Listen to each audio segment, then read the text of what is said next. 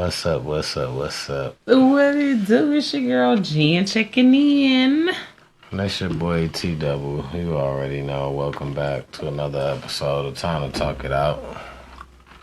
And listen, no weapon formed against us shall prosper. No malware, none of that. Okay? We are blessed and highly favored. I want to get this out your face because you can't even hardly see how fine you is. Yeah, we had some technical difficulties last week. That didn't stop us. We had a couple of difficulties this week. That didn't stop us. We're still here. Put a show on. You know what I'm Yes, the show must go on.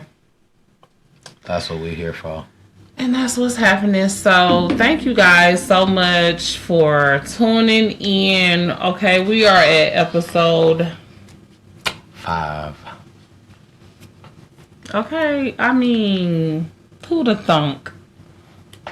Thunk. She just made that up. Thunk. Okay. Google it.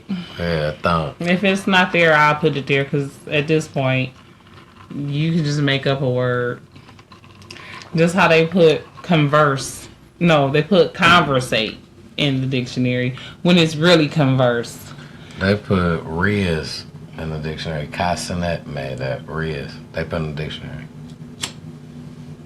I don't even want to know what that means. And what they put it in the dictionary for, he said that's not even what he meant. How he was using it, but when he seen it, it was like, okay. I mean, if they put a word in there I made up, I would probably be mad if they messed it up. Like, don't misrepresent me like that. Like, no, I'm not even cool with that. Like, I can't get G with this. I done made up so many words in my day, me and my family, so yeah, it's crazy to see. You make up a lot of abbreviated words, like. Yeah, it's a habit for me, so. I'll be cracking up. It's crazy to see that people could just now say something and it ends up in a dictionary. So. It's cool. I mean, back in the day, I remember when I found out that, what's his name? Lionel Richie. Mm-hmm. He made up outrageous. That was not a word before, like, the 80s. Wow. Yeah. I never knew that. Yeah, he made that up. I think he said it on, like, a Grammy acceptance speech or something. I never knew that. That's a fun fact for the people. Fun fact. Yeah, for sure. Fun fact. So, I don't know. It seemed like the last couple of shows we started out by like paying homage to those we lost that week or whatever. Absolutely. I don't recall if anybody new passed away. So we're just gonna reiterate from last week we had Angie Stone, Roberta Flack, and Gene Hackman. Absolutely. And his wife and dog. Okay, rest in peace to all of them. And anybody else that lost anybody during the way, rest in peace to your people. Absolutely. And I just wanted to talk about a little bit about the findings in the Gene Hackman investigation. So apparently the wife passed away from some virus, some virus that starts with an H. I can't remember the exact name of it. Okay. I'll look it up, but she died from that, which is apparently transmitted from rodent to human. That's a crazy one. Rodent droppings and stuff like that is where you get it from. And then if you got the rodents in your house that got the virus, and then you get the vacuuming and cleaning up and stuff like that, and now it's all in the air. So she had that virus. Wow. And then Gene Hackman was just like old and had Alzheimer's, and it seemed to me like what happened was. Now, if I'm gonna play monk investigator, you know what I mean. Right. It seems to me what happened is that the wife died, and days later, Gene Hackman like, well, where's my wife? You know what I'm saying? She ain't been, and he got up where he normally didn't get up by himself. He had to get up by himself, and eventually succumbed to a heart attack or something like that when he realized he was either alone or he realized that she was dead. Okay. Because they said that he was not dehydrated. So at some point he was getting something to drink. But they also said he didn't have no food in his system. In his stomach. He had no food in his system. So, you know, his pacemaker didn't stop working until the 17th. But the last time she was seen was the 11th. So, you know, it sounded like she died. He didn't know where she was. And eventually he died. Looking for her. That's a sad story. Crazy. All in all. And it sounded like the dog ate the medicine. And that's how he died. It was unthinkable, actually. It's what nobody never would have thought. I'm guilty. We all, I ain't gonna say we all, I'm guilty. I expected it to be some type of foul play. Wondering just how it happened. I'm guilty of that. I mean, I kind of thought that maybe the wife did it. You know what I mean? But then I kind of thought carbon monoxide. Yeah. Which brings me to the casino kids. Yeah, right. Okay. Yeah. Now we all was flabbergasted. Nobody could understand how them kids could freeze to death in that car like that. You know what I'm saying? And that's because they didn't. Truth is, They didn't freeze. They had carbon monoxide poisoning. And anybody that knows a little bit even about carbon monoxide knows that that could happen. Not everybody in the house gotta die. A lot of times everybody will, but sometimes everybody in the house won't. You know what I'm saying?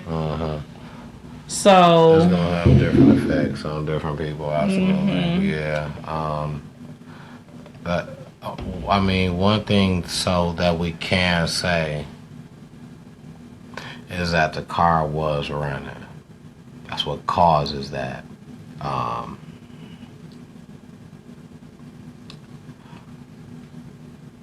The question still lies: were they there? I feel like, granted, right? They still could have been there, and right, nothing could have happened. That's possible. were they at the casino when it happened? You think? Right. I think it all happened like that. That's still a question. I don't think so. That's still a question. They didn't already check the tapes. You know what I'm saying? They know they was there. I believe that it happened just like she said. She woke up and they was dead. She thought that they froze because that's the first thing you're going to think of course, because it's cold as hell.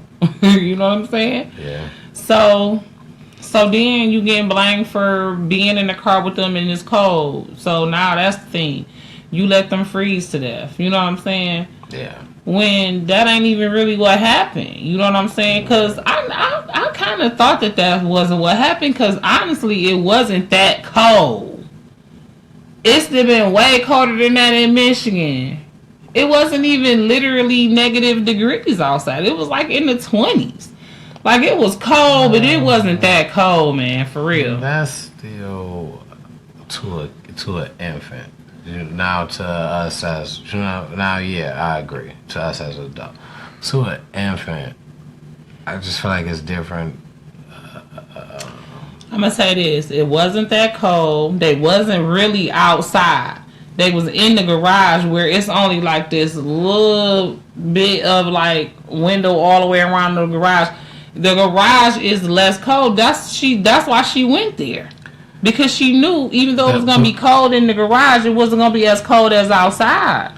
I mean, because it wasn't technically outside. You still in the car anyway, right? But then let's talk about. But I'm just saying, when you got to make choices, you know what I'm saying? When you got to make shit slap. Now, what I'm not saying it was a bad decision, but what I'm saying is let's be realistic. She'd have been better off not running the car. Let's be realistic to the cold. When it's cold, you don't want to get out your car to run from the car to the store because you like it's so cold. That's how fast your body can get cold. Yes, but I'm saying we talking science now. You know what I'm saying? Excuse me, you guys. Now we talking science as far as, is it cold enough to freeze to death in this short amount of time? You know what I'm saying? Where they was alive when she went to sleep, 2-3 hours later they did. It wasn't that cold is all I'm saying. It was cold. You know what I'm saying? But it wasn't that cold. Now, carbon monoxide, that's different. I mean, I believe I'm with the carbon monoxide, the whole thing. I mean, the medical examiner said that, so we ain't got no choice but to believe it. My thing is, how strong is an immune system of a kid? How long did you have to build to fight all of this off? You can't really fight. Carbon monoxide is crazy. I mean, anything. I'm before that, I'm talking about the cold, right? Because how much of immune system have you built as an infant, as a baby like that to even fight the cold? And kids is resilient. It was cold. It wasn't even really. I'm not saying right. I'm not saying that I knew it wasn't that cold enough for them kids to freeze to death. I'm saying I'm like something else happened. Within being that cold. Because she was running the car, I feel like, you know what I'm saying? That's what made the car. Is what made it possible to still keep it some type of warm. You know what I'm saying? So you're doing motherly instincts. I understand that. I'm not saying that by no means. What I'm saying is, it was still cold enough that if them kids had no heat, at being as young as they were, you know what I'm saying, that could have happened. That had days had went. You know what I'm saying? That had that. Yeah, because it just to pass over time of being that cold. You know what I'm saying? Yeah, but that's what I'm saying. They was alive when she went to sleep. Mm-hmm. You know what I'm saying? The mama and the grandma. The grandma was just told out of it. Yeah, she said she ain't know. Like, it ain't like, you know, they was like sick, like half dead before they went to sleep. They was normal for them to be sleeping, as normal as they could be sleeping in their car. And then all of a sudden, they just, so, you know what I'm saying? Yeah. It wasn't that cold for them to just up and die. That's what I was thinking to myself. I'm like, shit, it was like 20-something degrees. And think about it. We live in Michigan. I can recall it being like double digits below zero in this bitch. And I can guarantee you anybody slept outside that night was this is what I'm saying. When that happened, they had the libraries open. You know what I'm saying? They had all kind of warming centers. You know what I'm saying? Open and stuff like that and they had them open this year, or you know, but it wasn't that cold at night like that. Like let's just see.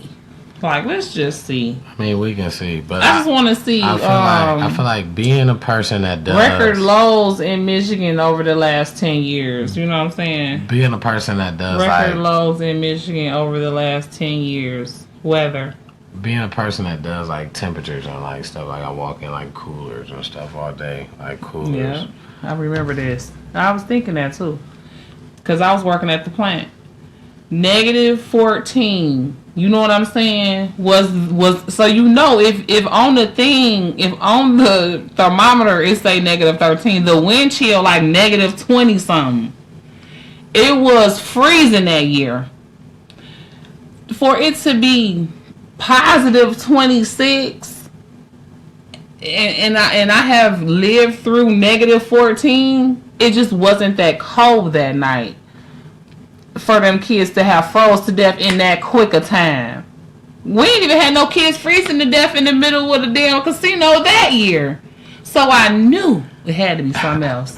You can only compare that to people who are sleeping there, though. Like, but I'm saying, you know, it was somebody sleeping outside in their car that year too. You don't think so? Are we guaranteed that during that time, like you said, so many places was open?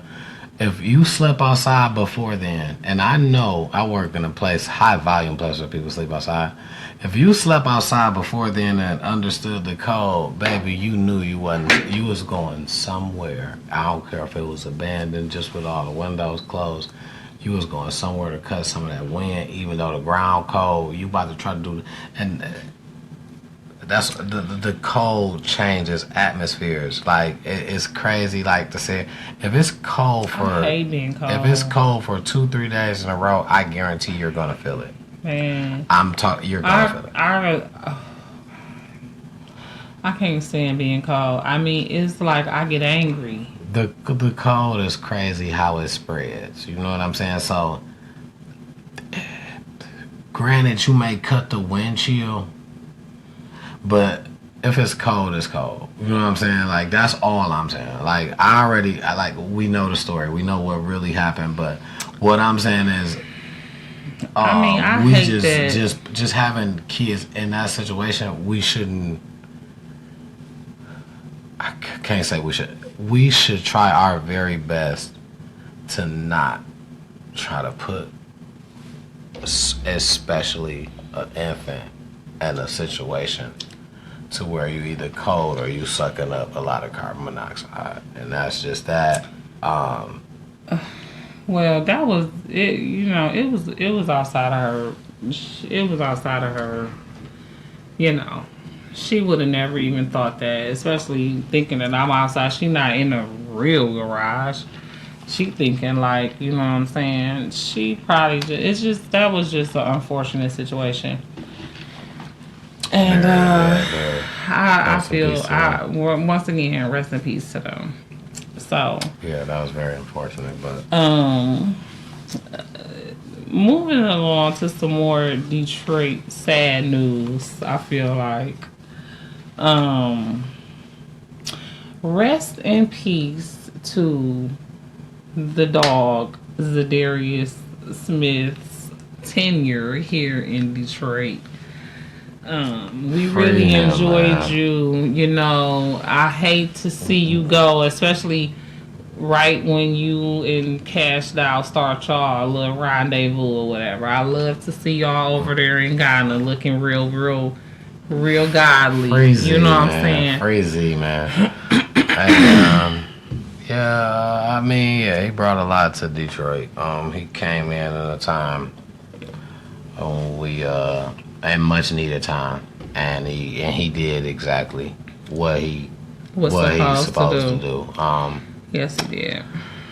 So his service was greatly appreciated. His services was greatly appreciated here in Detroit. As a fan, I feel like I speak for most fans when I say we appreciate you. You know what I'm saying? So, yeah, it was I wish it didn't end the way that it did, but you know, it happened that way, unfortunately. But and you said this was because letting him go freed up money, right? It's basically a money thing, right? It's a business, right? My theory is that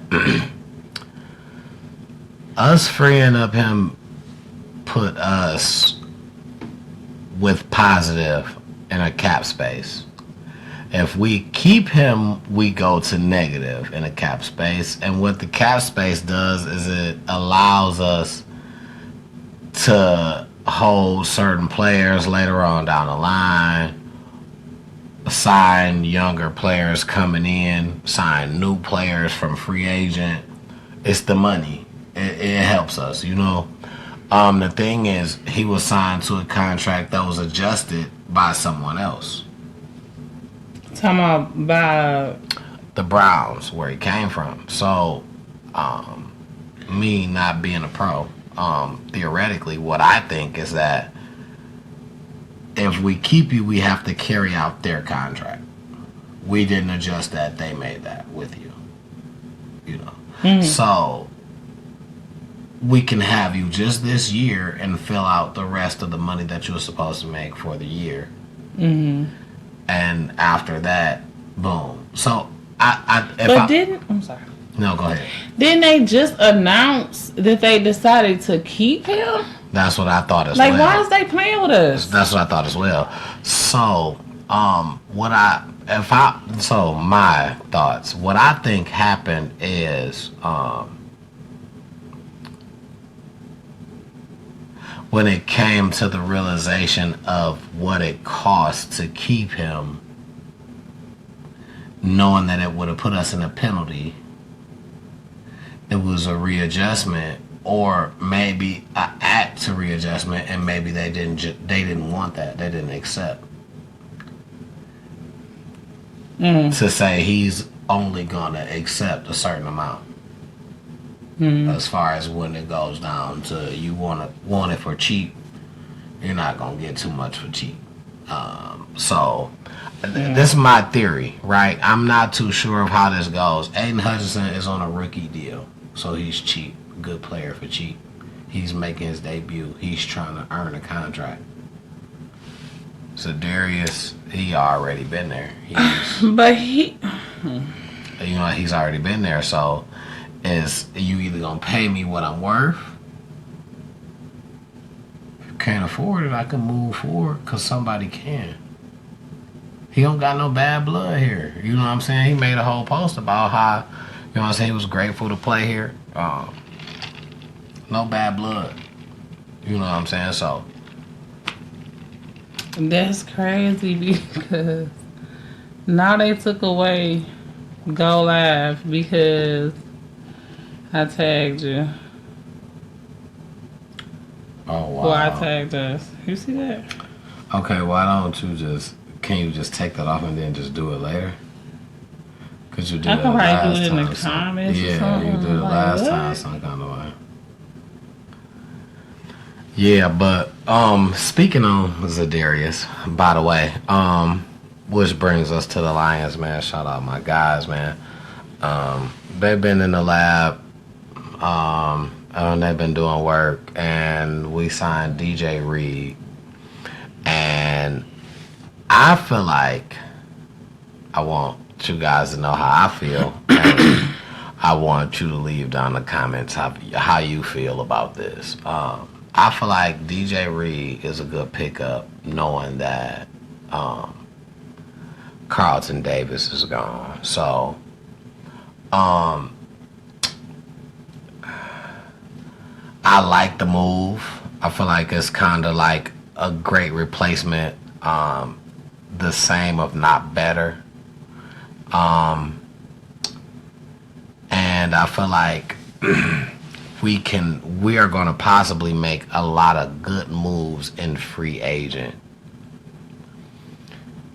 That's what I'm hoping for. I don't think that we're going to aim for one of those big name edge rushers. I don't think that we're going to do that because it's going to cost us too much. And I can already see how we're just kind of trying to make the smart moves that, you know what I'm saying, we going to get what we pay for. So, shout out to Dan on that. Man, shout out to the whole Lions staff on that. Dan's the man. Yeah, shout out to the whole Lions staff on that. Yeah. Dan's the freaking man. Yeah. And I'm glad he's our coach. Yeah, they do their thing. And so what you guys think about the Lions this season? Far as the next year, do you think we win the North?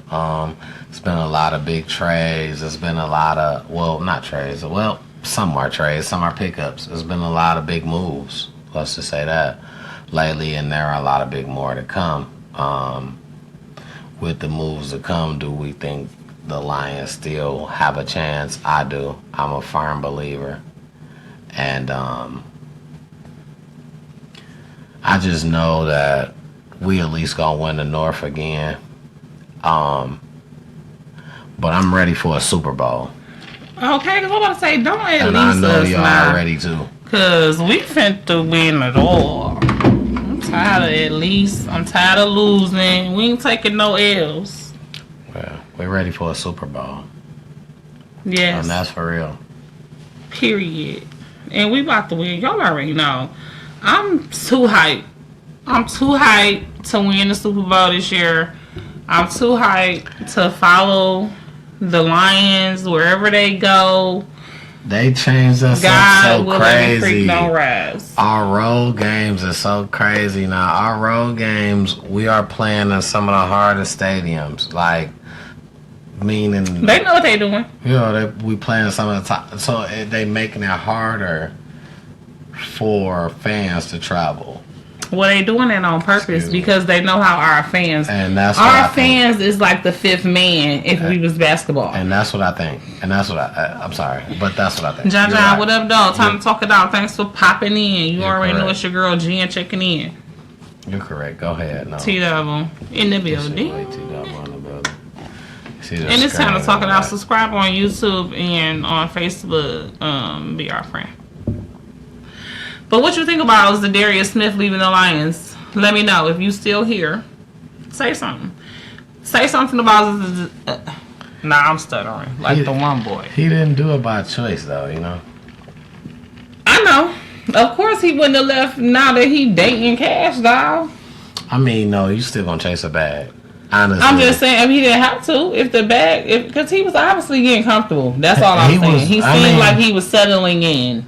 I mean, that's probably so, but he was still right down the road.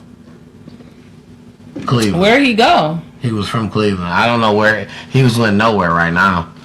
He a free agent? He's a free agent. His agent probably going to work him out something.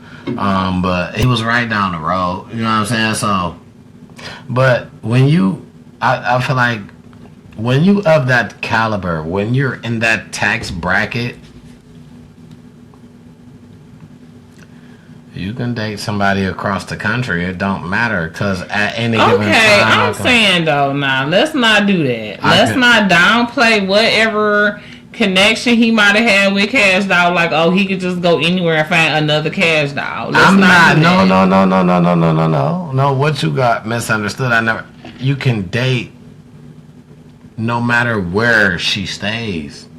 Well, yeah, they got money to fly each other. You know, that's what I'm saying. I'm just saying, it seemed like he had started getting comfortable. You like, listen, we can go and get comfortable somewhere else.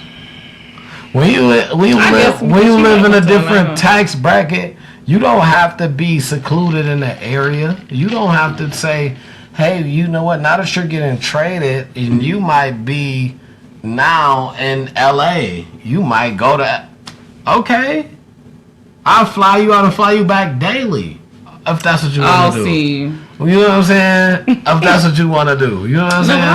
I feel it. Yeah, when you're in a different tax bracket, it kind of just like you can date whenever. Like it's no holds bar because nothing limits you. She do music, so she travels. So it's any given time. She probably around where he at anyway. You know what I'm saying? He play football, he travel. So. And when she was with Tracy T, she moved to Atlanta. And even though, you know, the music, movies, all of that is in Atlanta, I'm just saying, she can definitely move around if she wanted to. What up, dog? Yeah, because she's not going to stay stationary anywhere because her job basically it requires her to do, you know what I'm saying, to travel, basically. So, yeah, absolutely. So. Well, I was just sad to see him go after they just announced their little rendezvous and they just was in Ghana and all of that. More sadder because of the round. I'm sad because he was a dog in. Like, the nigga got work on the field. That's why I wanted to keep him. I wanted to keep him because of that. I did too. Now, hold on. Okay. I want to win the Super Bowl. Okay. That's my main thing. But I understand. I was just saying, as a woman, I feel, you know, kashdoll probably pain, or is probably in pain, and I feel her pain. But whatever. You know, like I said, rest in peace to his tenure here. A free dog, man. Free my boy. Well, he already free. Free That's the Za'darius. problem. Yeah, it ain't rest in peace. He a free. He ain't dead, but you know what I'm saying. He locked away from here. I said to his tenure here in Detroit, not to him as a person. To his time here, rip to that. Yeah, but the rest in peace joint just crazy. But you know what I'm saying. You gonna say rest in peace? I'm gonna say free my dog. I just free him. Yeah, I just whatever he do, man. Just good luck to your journey, brother. Yeah, we appreciate you. You're a good player. You're gonna be successful. Of course, you know that. You don't need me to tell you. I only play a little football. You play a lot. So, hey. But good luck to your journey, brother.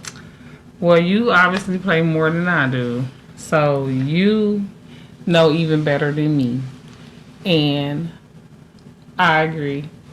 We thank you for your time here, sir. Now, moving on. Forward. Well, yeah, moving on. Forward. So, what I got down here, right, I wanted to make sure I touched on this because, you know, I'm a licensed cosmetologist. If you guys don't know, I'm a licensed cosmetologist. Come holler at your girl. I'm specializing in color. So, if you want to go blonde, if you want to go bob, whatever you want to do, Jen can check you in. But anyway, y'all know sometimes I like to take our topics from the Breakfast Club because they are one of my favorite podcasts. Shout out Charlamagne, Envy, Just Hilarious. And Lauren LaRosa. First of all, I love Just Hilarious. But Lauren LaRosa is like my favorite. Hey, they do their job. I'm gonna say that. I love Lauren LaRosa. She really gets down and researches, you know, the mess. Job, yeah. It's not just mess with her. Like, she has her mess in order. She reminds me of my aunt Eunice, but that's another story. So anyway, they was talking about this. I don't even know where they was at. I caught the story kind of late. So you guys, if you heard the story and you know where they are, comment down below. Let me know. Where was they at? Where the 18-year-old hairdresser. I don't know where they was at neither. Yeah, I don't know. The 18-year-old hairstylist or whatever had a 15-year-old client. She did the client's hair. And the client, she felt that the client was trying to run out on her without paying. So she proceeded to physically bring the client back into the shop because she said she was running and cut her hair out that she had just put in. Now, the client's parent, thank you, Denise. So the client's parent is like angry or whatever, and like she pulled her by her hair, not her hood. But the 18-year-old stylist said she pulled her by the hood, brought her back in because she was trying to run off with her money. So, I didn't even hear the results, but they was like, should the hairstylist get donkey of the day? Was she right or wrong for pulling the little girl back in there and demanding that she either pay or she cut her hair out? And then, because the little girl said that she sent the money to the wrong cash app. So it's a wicked story. Just downright, just straight to the point. Yeah, the lady was wrong. You don't do nobody kids like that. You don't do no kid like that. Period. No, go ahead. I just say that. No, keep talking. That was just my take. Like, that's just wrong on all levels. And I took into consideration, right, that the stylist wasn't but 18. So she a kid too. You know what I'm saying? Like, let's be real. Yeah. She ain't but 3 years older than the client. So they both She was looking at her like an equal. Yeah, exactly. She was looking at her like an equal. She's not very mature and wise herself, but this is a teachable moment. You know what I mean? And at the end of the day, you are over 18. That client was under 16. And you need to go to jail. Even if it's just for a minute, you be on probation, whatever, because you gotta learn. Number one, that's not how you conduct business, but that's not how you conduct yourself, period. Because even if it wasn't business, you still going to jail. You can't put your hands on nobody. Yeah. I don't care. At over $150, do you know it's people out here doing $1,000, $800, $900 hairdos that get ran off on? You just put your hands on somebody's child for $150 and you think that you're not finna get in trouble? No, you cannot do that. So, you know what I'm saying? Exactly. I'm gonna be very lucky if I don't come in there and put my hands on you. You know what I mean? You have to sue this person. If you think they're running off with your money, you have to sue them. I feel like the 18-year-old, yes, she is close in age with the 15-year-old, but it doesn't matter. The leader takes the blame. You're the adult. You're the licensed professional. If you're not a licensed professional, that's a whole nother story. That's a whole nother thing you done did wrong. On multiple levels. That's a whole nother thing you done did wrong. But if you're a licensed professional, you're supposed to know you're wrong. That if somebody run off on you, you call the police, you make a police report, and then you have to sue them. You can't put your hands on this little girl and hold her hostage in there to cut her hair out her head. Correct. You should have a kidnapping charge, because if I'm expecting my 15-year-old daughter to be home because she didn't call me and told me you done with her hair, she told me, yeah, I'm cash apping her now and I'm about to be on my way home. Now when you see the cash app don't go through because she sent the cash app to the wrong person, now you done held my baby back from coming home with violence by pulling her, whether you pulled her hair, her hood, whatever you did, you put your hands on my baby and kept her from coming home when I told her to come home. And I done already attempted to pay you, because here's the thing. She said the cash app went to the wrong person. Even if it didn't, even if they were trying to finesse her out of a hairdo, you have to sue. You have to call the police. You cannot put your hands on me as the grown adult, or especially not on my child. She needed a kidnapping charge. She needed a kidnapping charge because she held her there against her will. And she need an assault charge. What up, though? Jelly Poo, what it do? I don't know no job that allow you to put your hands on somebody unless what up, it's though? like Nikki, what up, security. Like, it has to be like security. You not a security guard. Don't put your hands on nobody. And my mama used to be a security guard. They'll tell you in a minute, if you trying to steal some junk, they gonna let you go because they know about to put their life on the line. That's exactly that. Absolutely. For a product. They let you go. Yep. And you put your hands on this little girl for $150. Now, I've heard Daddy would have came up there and put a bullet in your brain. Excuse my language. Unalived you. He'd have been definitely wrong, but if anybody from my family, it wouldn't even have to been him. It could have been a mama, auntie, anybody. You know what I'm saying? That felt like, hey, I'm going to get justice. They would have been wrong. Absolutely. It would have been all type of stories. But they definitely would have been wrong. But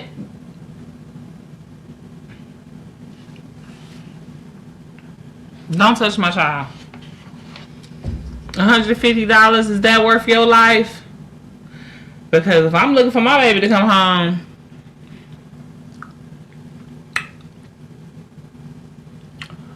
that's another story. That's just one for the ones. That's just one you don't do. Yeah. Yeah, so pretty much I think she should have definitely got Donkey of the Day. As a licensed cosmetologist who works in a reputable place here in Michigan, we would have just let her go. You know what I mean? Just let her go. We would have just chalked it off to charity, because I pretty much work at a church. We just do hair. But even if I was just working out of my basement, just me, I would have just let her go, you know, probably put her on blast on Facebook or something like that. But, you can't do that. You can't put your hands on nobody. Wow, that was extreme, yeah. Yeah. So. That was very extreme, yeah. I don't know who raised you? Like, at this point, who trained you? Like, who is your mentor type deal?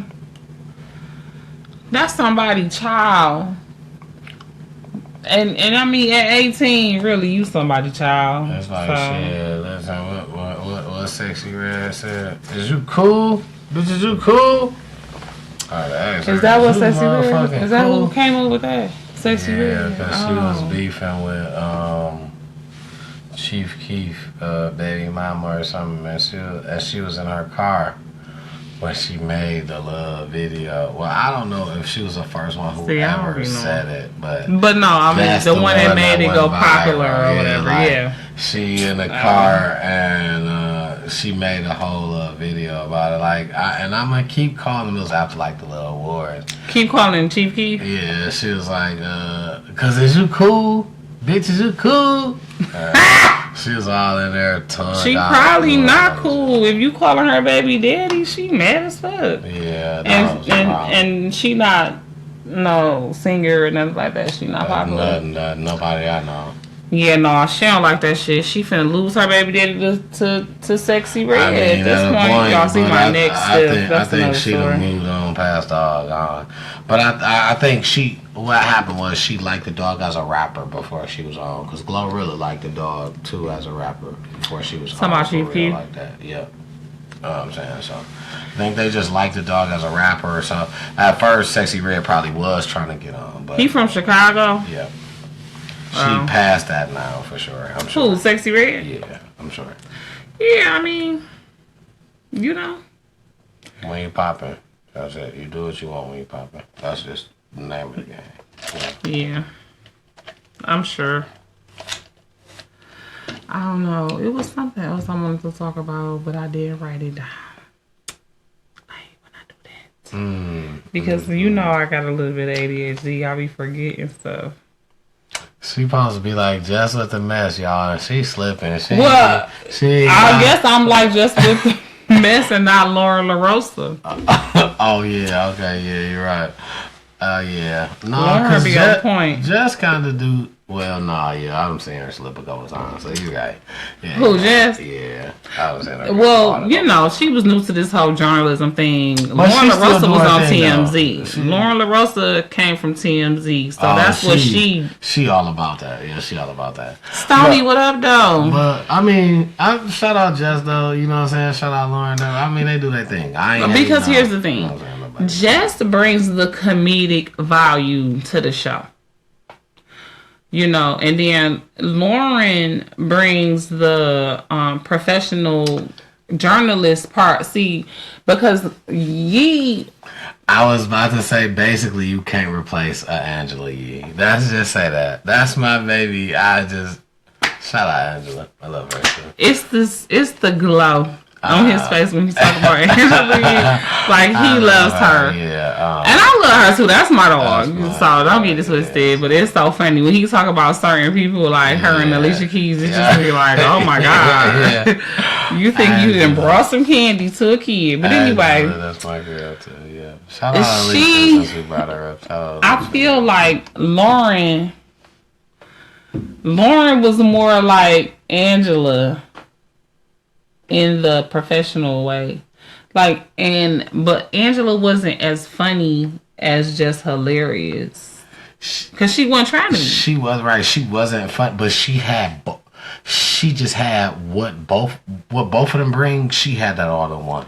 Like, but except for she didn't, because she's not a comedian. So like you said, she didn't. But she used to say funny shit though, right? But she still brought the mess. She'd bring up them topics. Like, that's why she able to carry her own show. That's my girl. That's my dog. Right. That's my girl. Sam, what up, though? Okay, but excuse me. Yeah, shout out my girl. That's it. She be doing her thing though. I be peeping her though. She be doing her thing. Don't. Yeah, she's straight. She's straight. I know. I like her new show. Yeah. You know, a lot of times I be at work when they come on or asleep, but because Auntie be taking naps now, that's a whole nother story.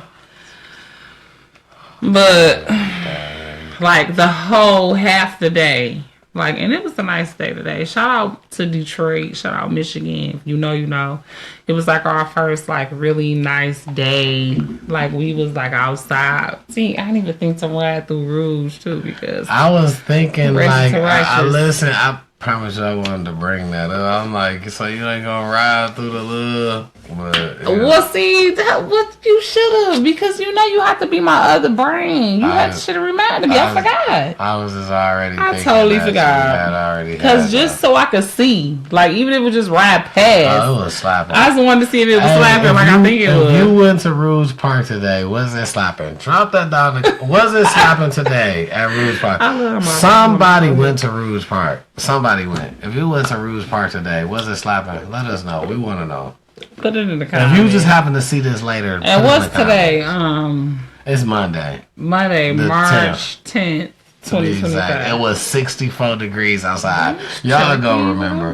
Y'all go remember easy. It was 64 degrees. Okay. Can you pass me yeah. I don't think I can check my messages. I hope ain't nothing wrong. I hope it ain't no technical difficulties right now. It could possibly be. Yeah, I'm praying for zero technical difficulties as well. But I can't check my messages right now because I'm alive. And if I do, then it's gonna be. So, Fave, if you on here, send me a message on my iPhone.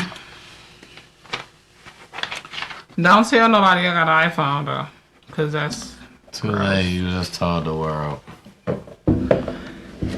I'm Ezel. Hey, everybody, she got an iPhone. No, I ain't gonna tell nobody else. It's not mine. It's the businesses. That's what they always say to play it off. Yeah, okay. Anyway, so let's get to some questions. How about that? They right there. Let's see them. Or you want to ask Cat GPT? Sometimes she take time. So if you already have, you can do that as well, and then because sometimes. Because then we can go here on verses. And I'm gonna slow down because. Okay, I'm feeling it. I'm feeling it. I'm feeling it. I'm feeling it. So it'd be like that. Right. So basically moving forward. What else did you want to talk about? Do you remember? I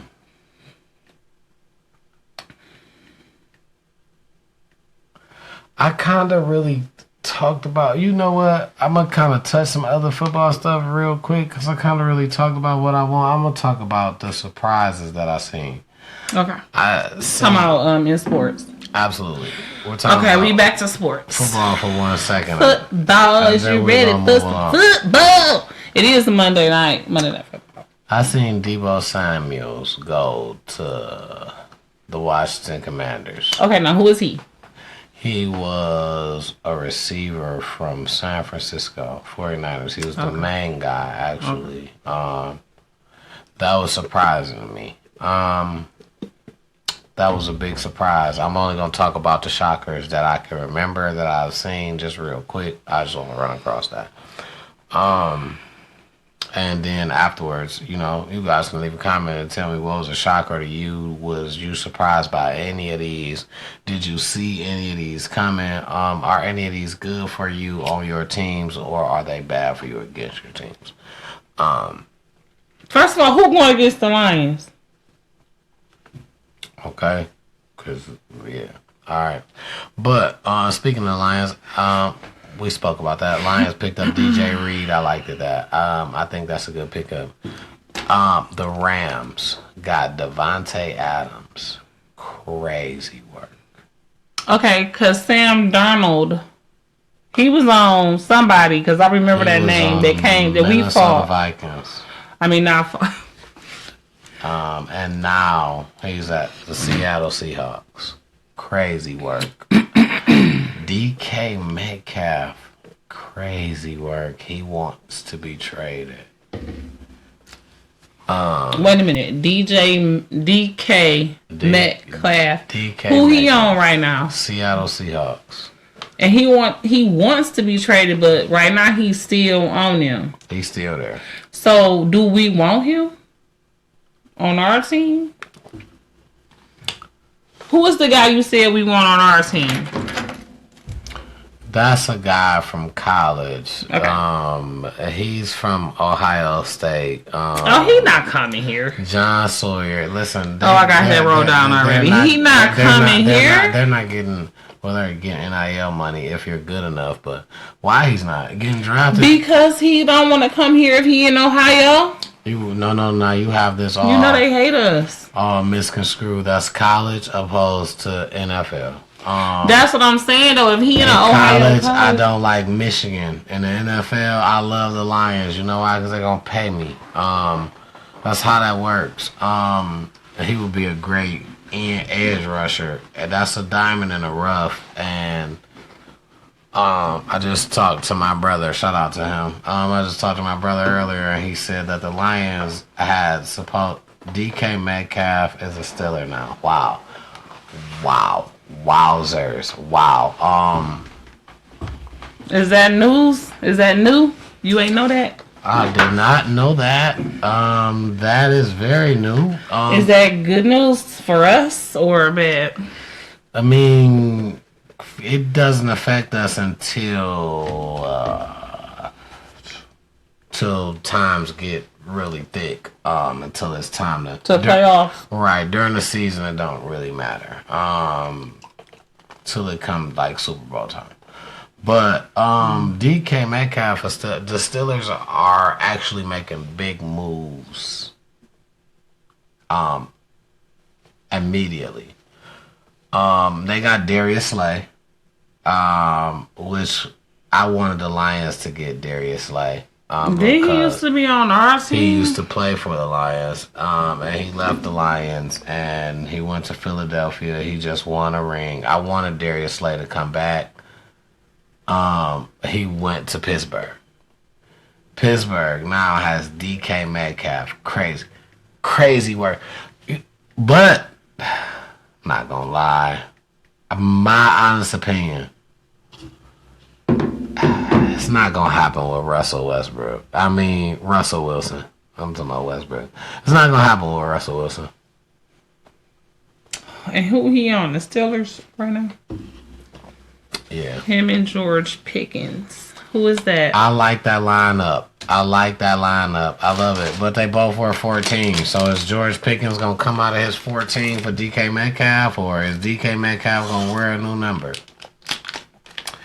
How is that gonna work? I don't know. George Pickens is very stubborn too. He wants the ball a lot of the times. George Pickens is a receiver for Pittsburgh. He plays the same position as DK Metcalf, and he's their number one guy. He's a young dog. So he'd have to sit down. No, he's not. You get to play with two of them. You can line up with up to 5 of them at max.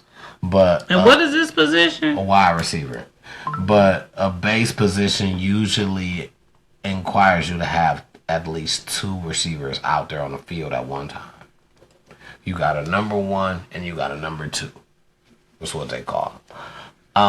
But the number issue is a big game for NFL players. They like high school kids when it comes to that. Want to keep that same number?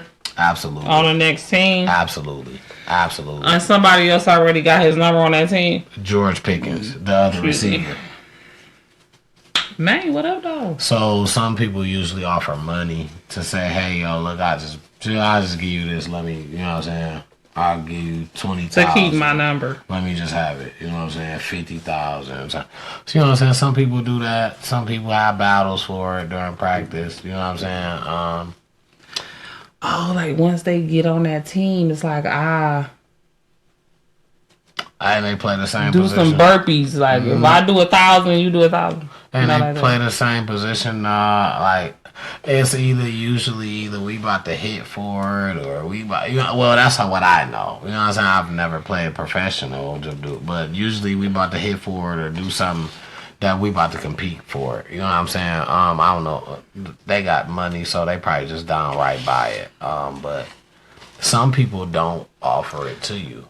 Right, be like, you can't buy it. Yeah, This some from high people- school. yeah. Like, this some money can't even buy. Yeah, some people don't. This was offer it my to you. daddy number type shit. Some people don't even want to wear numbers that legends wore. Travis Hunter, prime example. It was a possibility that he can get drafted to the Patriots, and he wore number 12. Tom Brady wore number 12. It's where he made his fucking legendary debut. So, Travis Hunter feels like He don't I wanna can't wear wear number 12 if I go over there. it. He Is that the said boy who girlfriend was absolutely. Yep. Okay.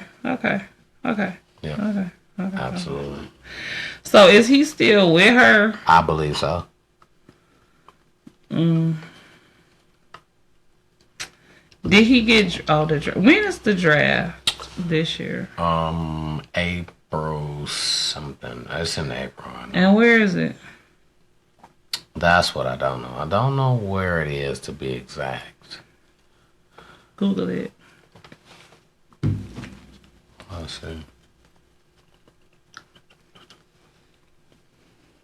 I'm wearing a dress. What up, though, man? I'm talking about what I'm wearing. I'm wearing a dress.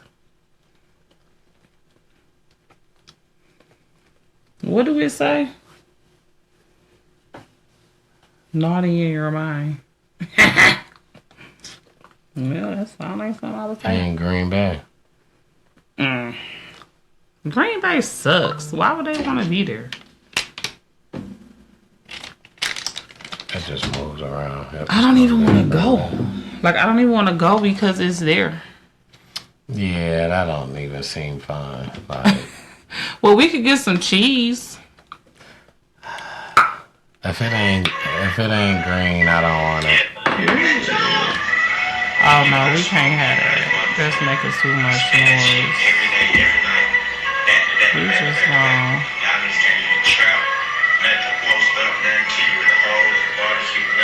Well, I was say, why am I still here? Yeah, I don't know. Sorry, y'all. Technical difficulties. Yeah. We've been trying to figure this whole audio thing out. Yeah.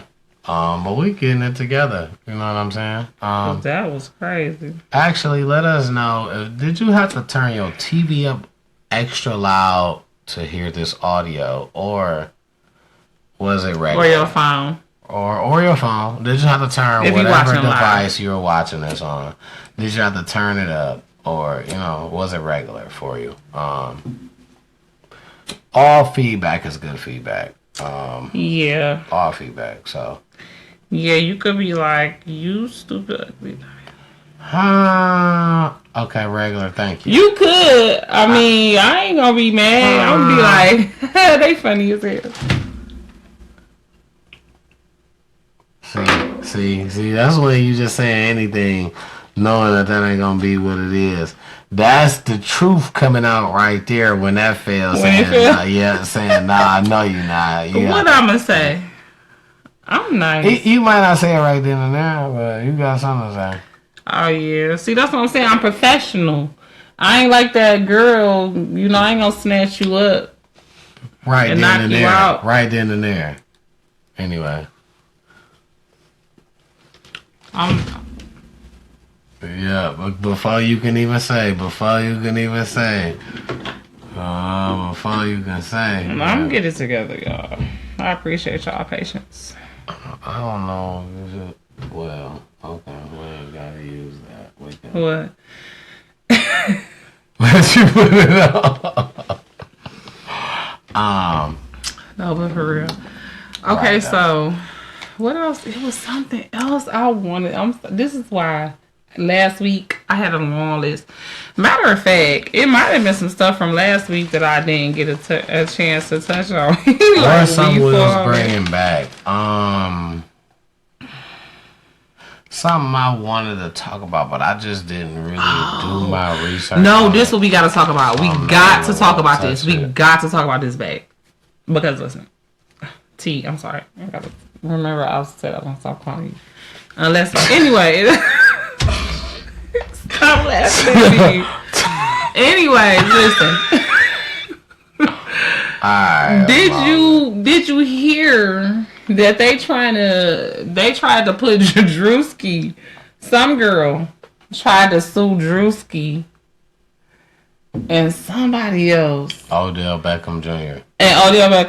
and say that they sued, that they essayed her. Right. Oh, God. He said something about Alicia Keys. Let's not do that. Wait. Let's not mention Alicia Keys on this show. Wait, what happened? We're going to get distracted. Anyways. You know what? Never mind. I understand you. You ain't gotta explain. I understand you. Anyways. That's cool. Anyway, so they tried to say that Drewski was with Diddy and that he was at the parties or something. He forced himself on someone back in 2018. And Drewski, in 2018, I was at home with my mom. I wasn't even famous. I didn't even know Diddy. And that's what I was thinking. And that's what I'm saying. Like, these chicks gotta stop. I really thought about that. I'm sorry. Go ahead. I apologize. No, come on. No, I really thought about that when it was first said, because I'm like, the times that they're bringing up with him, Drewski just got on. He's still climbing. He hasn't even reached his peak yet. He's still climbing to the point where I can say during pandemic.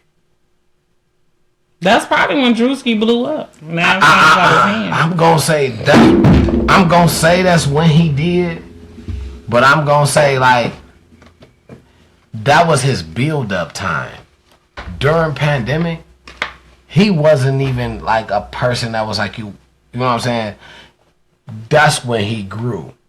So after pandemic, then people was really watching him because of the Birdman thing. What Birdman thing? Birdman checked him and said, "So you gonna play with my name?"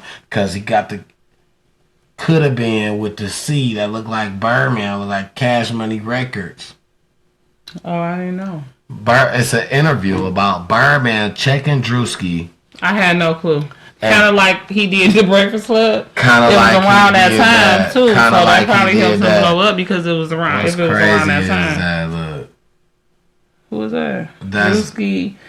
Oh yeah. That's crazy. So they listening. Mm-hmm. Cornell, what up, dog? Thanks for checking in with your girl Jen. Time to Talk It Out podcast.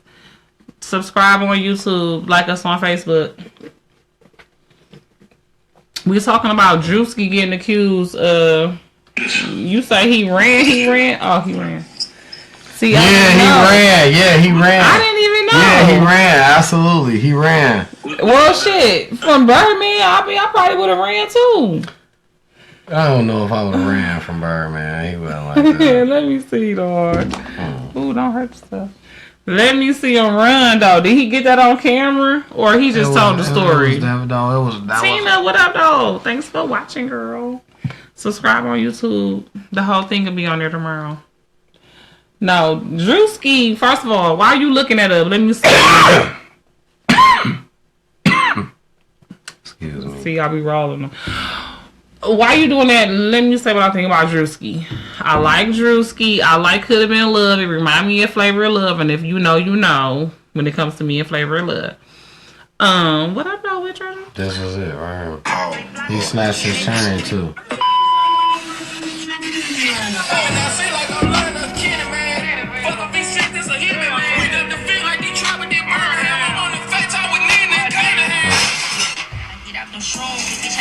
Well. Looks like Birdman then finally caught up with Drewski, man. Remember a while back, they had went live, and, you know, Drewski was, you know, trying to, you know, replicate the Cash Money record logo. You know what I'm saying? So they had it out with that. So, seems like... Okay, you can pause that. Yeah. So basically, he ran up on Boy. Because he felt like he was imitating him to try to get on. He ran up on him like how he did the Breakfast Club. Well, heck yeah, that's what blew him up then. Because first of all, if he wasn't nobody, if it wasn't, you know, relevant, Birdman wouldn't even have ran up on him. He wouldn't even have cared. So Boy must have already had some kind of motion for him to even care, because you know how many fake ass Cash Money chains is out here. But I feel like that's the thing. He was on his way up. That's it. Excuse me. Exactly. He was using, and Birdman felt like you using us to get on. Like you stealing our logo. And now I'm really finna use you to get on. All right. Instead of Cash Money, you talking about could have been. And that's another example of somebody who's being ignorant and ghetto. And if he would have been smart, he would have let Drewski run the bag up and then sued him. Like Boosie tried to do right way. Boosie told him straight up. He said, "No, I want you to sing my songs." He said, "Because people like when you sing songs." He said, "But when you sing my songs, I just want to get paid for them." I mean, that's only fair though. That is. You got to at least give me something. You getting on off of my song. He said what he did. Rod Wave hit him up. They made a deal, and Rod Wave was supposed to give him some money, and he said he never heard from him again. Well. Yeah. So yeah, I mean, I guess on that. People run off with everything nowadays. Run off on the plug twice. They run hairdos. They run off with nails. They run off with everything. Listen, records. Now that was crazy too. I saw that thing you was watching earlier where the girl, I guess, was trying to set the girl up at the nail appointment. Yeah, I didn't want to bring that up because it looked too skittish to me. Like, okay, because I was about to say that too. It looked too skittish because it kind of looked, or it either looked like a skit, or it looked like she was kind of like overreacting a little bit. You know, like she overreacted, like she saw that as an opportunity to get some content by overreacting when she knew it wasn't that serious. I feel like it ain't no way you about to overreact. This is why I felt like it was a skit, because you can't. Well, I can't say you can't. You can't overreact. But the thing is, you saying, oh, it's in the contract, and baby girl saying, oh, I've been here multiple times. And you saying, yeah, I know you've been here. Basically, y'all got to understand it. Right? You read this paper with her. You came over here with her multiple times. You're the only person I come to. I heard her saying. But my thing is this, she might have felt like she can bend the rules. People do that all the time. Like, okay, I done been here a couple of times. Now she probably feel a little more comfortable with me. So now I could do some shit that she said new people can't do. Like, oh, that's just for new people. Like, she trusts me now. You know what I'm saying? And it's like, no, I don't trust you now. You know what I'm saying? And at the end of the day, it could have been my cousin. You can't have nobody use you. Let's put y'all on the video real quick. So what happened was, because I wish I could just show it to y'all. I wish I could just bring it up. What happened was a lady was getting her nails done by a nail tech or whatnot. And must have been an at-home nail tech. And she was at home. She was doing it from out of her house because that's what she said. And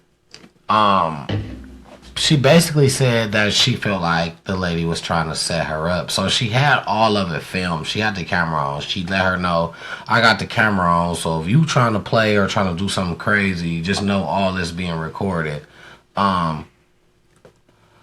But she was saying that the girl was trying to set her up because she had two people waiting at her door outside. That's what she thought. Well, she said that they was outside. Right. So I'm just saying that's what allegedly what she said. She thought we didn't see a video to say that nobody got set up. We seen the camera drop at the end. Well, that's what the caption said. The caption said that she was trying to set me up, and then she said that it was the first. She said she was like, "What's your ride outside?" The nail tech, you could tell that she got progressively more and more paranoid. It seemed like that. You know what I'm saying? It seemed like that. But she tried to keep going on with the service, but you could tell she got more and more paranoid as the day progressed. I guess because the girl, if the shit was real, the girl was lying saying that her phone was dead, but we could clearly see she keep clicking notifications coming up on her phone. Her phone was not dead. When the girl went to the bathroom and left her phone, which I thought that made it seem real fake. For me, if I'm setting you up, I'm taking my phone with me. If I'm setting you up and I'm setting you up through my phone, why would I ever leave my phone to where you doing my nails? We this close to each other. I'm gonna leave my phone in front of you. I'm gonna go to the bathroom and my phone. And my phone don't even have no code on it or nothing where you can just go to my phone. Can just see the messages when they pop up.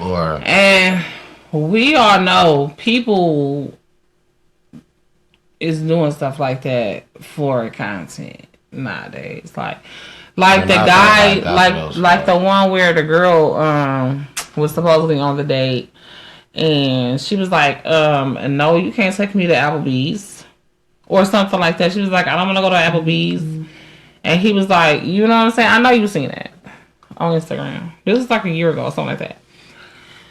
She was like, "Applebee's is not a real date." They end up talking about that on Breakfast Club too. Like, is Applebee's a sufficient first date? And then they had like this whole list of things that you can't do as a first date. Like, and all of this shit was perfect first date shit, where it was obviously Sugar Factory trolling. The Cheesecake Factory. It was all obviously first date shit. It was very definitely first day shit. Clearly, and they was just saying the internet full of trolls. Like my girl Glorilla said, like we ain't trolling over here. We keep it 100, as you can see. You know what I'm saying? So I wanted to showcase my new bouquet today because flowers. These flowers is lit. What I wanted to do today was shout out the women for International Women's Day. Shout out to the ladies, you know what I'm saying, all around the world. International Women's Day. We gave out flowers today specifically for that, but shout out to y'all. Bree! What up, doe? Shout out to y'all ladies today. Shout out to all the ladies. From us, wholeheartedly, here at Time to Talk It Out. Yes. Shout out to the ladies. Yes. For International Women's We love Day. y'all. God bless y'all. Y'all are the pillar of the community, the apple of God's eye, and especially the black woman, but all women. All women. All y'all. All women. You too. You and you and star by you got that melanin. Special star by you, but to all women. To all. We love y'all. y'all. By all. So we gonna switch it up this week on Time to Talk It Out. Normally, we do like questions, 21 questions or whatever. But I think it's still basically questions, but we're going to do like a would you rather type situation. I like that deal. Now, that's something, new to me. So we all in it for, I like to surprise him sometimes to just come out the woodwork with stuff. So that's what this is. Something new to me. So there's no skits in there. I know nothing about it. So I don't even have would you rather questions, so I'm hoping that it's a full list of questions already ready because I don't have any. And we got a few. And then I'm gonna just wing it after that. So just okay. There's no skits. Pray for my creativity and everything. There's no skits here. Got Time to Talk It Out. Not yet. We gonna do skits maybe on travel days. We keep it 100. We keep it 100 on Time to Talk It Out. Over here. We might do some skits and some funny shit on travel days because it's a couple of them little skits that I actually want to do. But anyway, we're gonna do the would you rather. There's some funny ones there. So you gotta subscribe to check it out. Subscribe to Travel Days and the Time to Talk on our YouTube channel as well, because you can see these playbacks on YouTube tomorrow evening, roughly. And you can go see the last 4 episodes, because this is episode 5. Right. So, would you rather? Right. We on 5. All right. Would you rather? Let's get to it. Dun. So we're gonna ask the question and then give some reasons why you gave that answer. Don't just give the answer. Elaborate. I like to just give an answer, but I guess if we elaborate, then let's do it. If it's gonna go by too fast. I understand. Okay. Okay, so would you rather have an amazing one-nighter or have a mediocre 1-year relationship? While we doing this, y'all can answer too. Don't just leave me. Yes, leave. Don't leave me hanging. I'm gonna answer too. Okay, don't, because I was saying, don't just leave me like that. I'm gonna answer too, but you go first because I'm the host of this game show. Too, and I understand. I like that.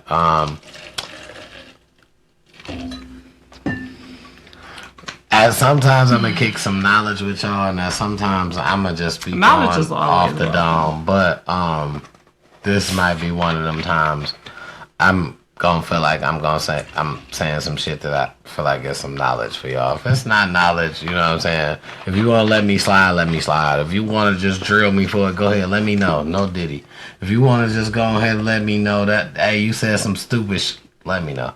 But anyway, I'm gonna take the one-nighter because I'm not gonna deal with something mediocre, drag something along for days, something I'm uncomfortable with. Now, 365 days. That's me now. Now, back then I probably would have told you a different answer, but me now, being at the place that I'm in, going through what I've been has been through what I've been through. I made that word up.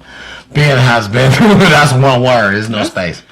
Ben has been through what I've been through.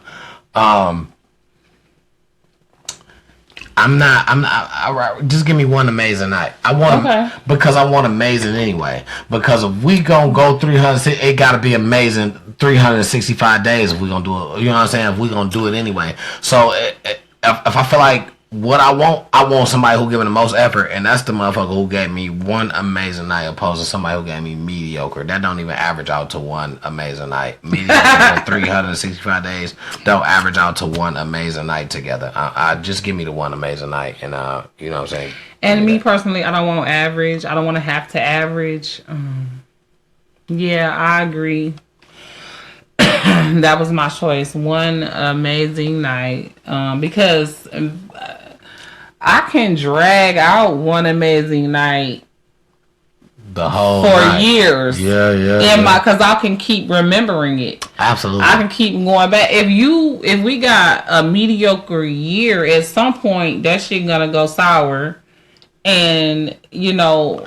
You ain't got no points from that motherfucker. You even want to remember. Exactly. And I'm just want to forget you. So I would rather have that one amazing night that resonates and that is like a memory than to have this long drawn out mediocre relationship, because I'm going to always remember you for being a mediocre relationship. Whereas if it was one amazing night, I'm always remember you for being that one amazing night. So, or that mediocre relationship I'm not going to never remember after I get treated so good. Well, a whole year, I'm not going to forget. Shit, I'm not going to lie. Mediocre. It's not no time. Being with somebody for a whole year, though, I'm not going to forget it. I'm just going to remember that it was mediocre. I'm saying me. I'm going to forget it. Whole year? Yes. Absolutely. I don't even remember.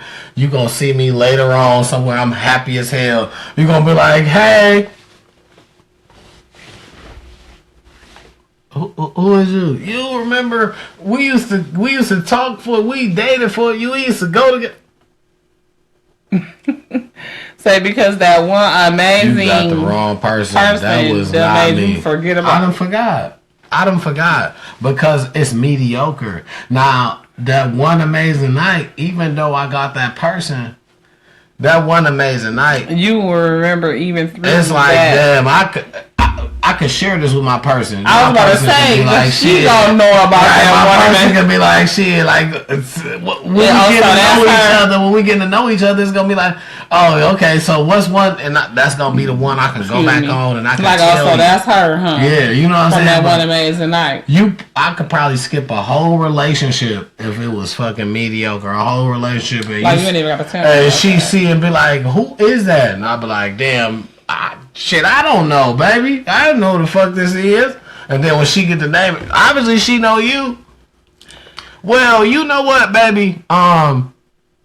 Wow. We might have talked. I don't fucking remember her. We might have talked, but I don't know who the fuck she is. She wasn't important.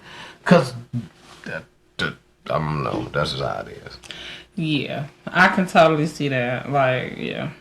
Whereas, if anything, you didn't remember that person until you seen them. You're like, oh yeah, that motherfucker. Until they said some shit. Like, oh, that's that motherfucker. Like, Yep. they was, they was. Yeah, even when you seen them. Non-factor. Yeah, even when you seen them. Like, I'm mad. Like, oh, right. was You, like- get the fuck on. and then when they bro. said some shit like, you don't remember, and I Like, was the one. no, and you no. like, man, No, hell, no. I don't remember for a I don't fucking remember reason. that. Who? Yeah, What? Yeah. So, yeah. Okay. So we agree on that one. Yeah. Amazing one-nighter. Okay, second question. Would you rather have to... Oh, we did this already. Would you rather have to make the first move or never be able to make a move at all? I don't remember doing this. I feel like I remember that one. Because I feel like I remember your answer to would you rather have to make the first move or never be able to make a move at all. I'm so shy. Greetings from Oklahoma. What up, though, Dwayne? So I don't know if this is gonna resonate to what you think you remember, because I don't remember even answering this. Okay. I'm so shy. Yeah, we did all these. This has literally been me. Okay, if we did them, We did, because I remember, we had to answer. I might not have asked all of them because I don't remember the answer to that first one, but I remember the answer. Would you rather accidentally text your boss or your mom?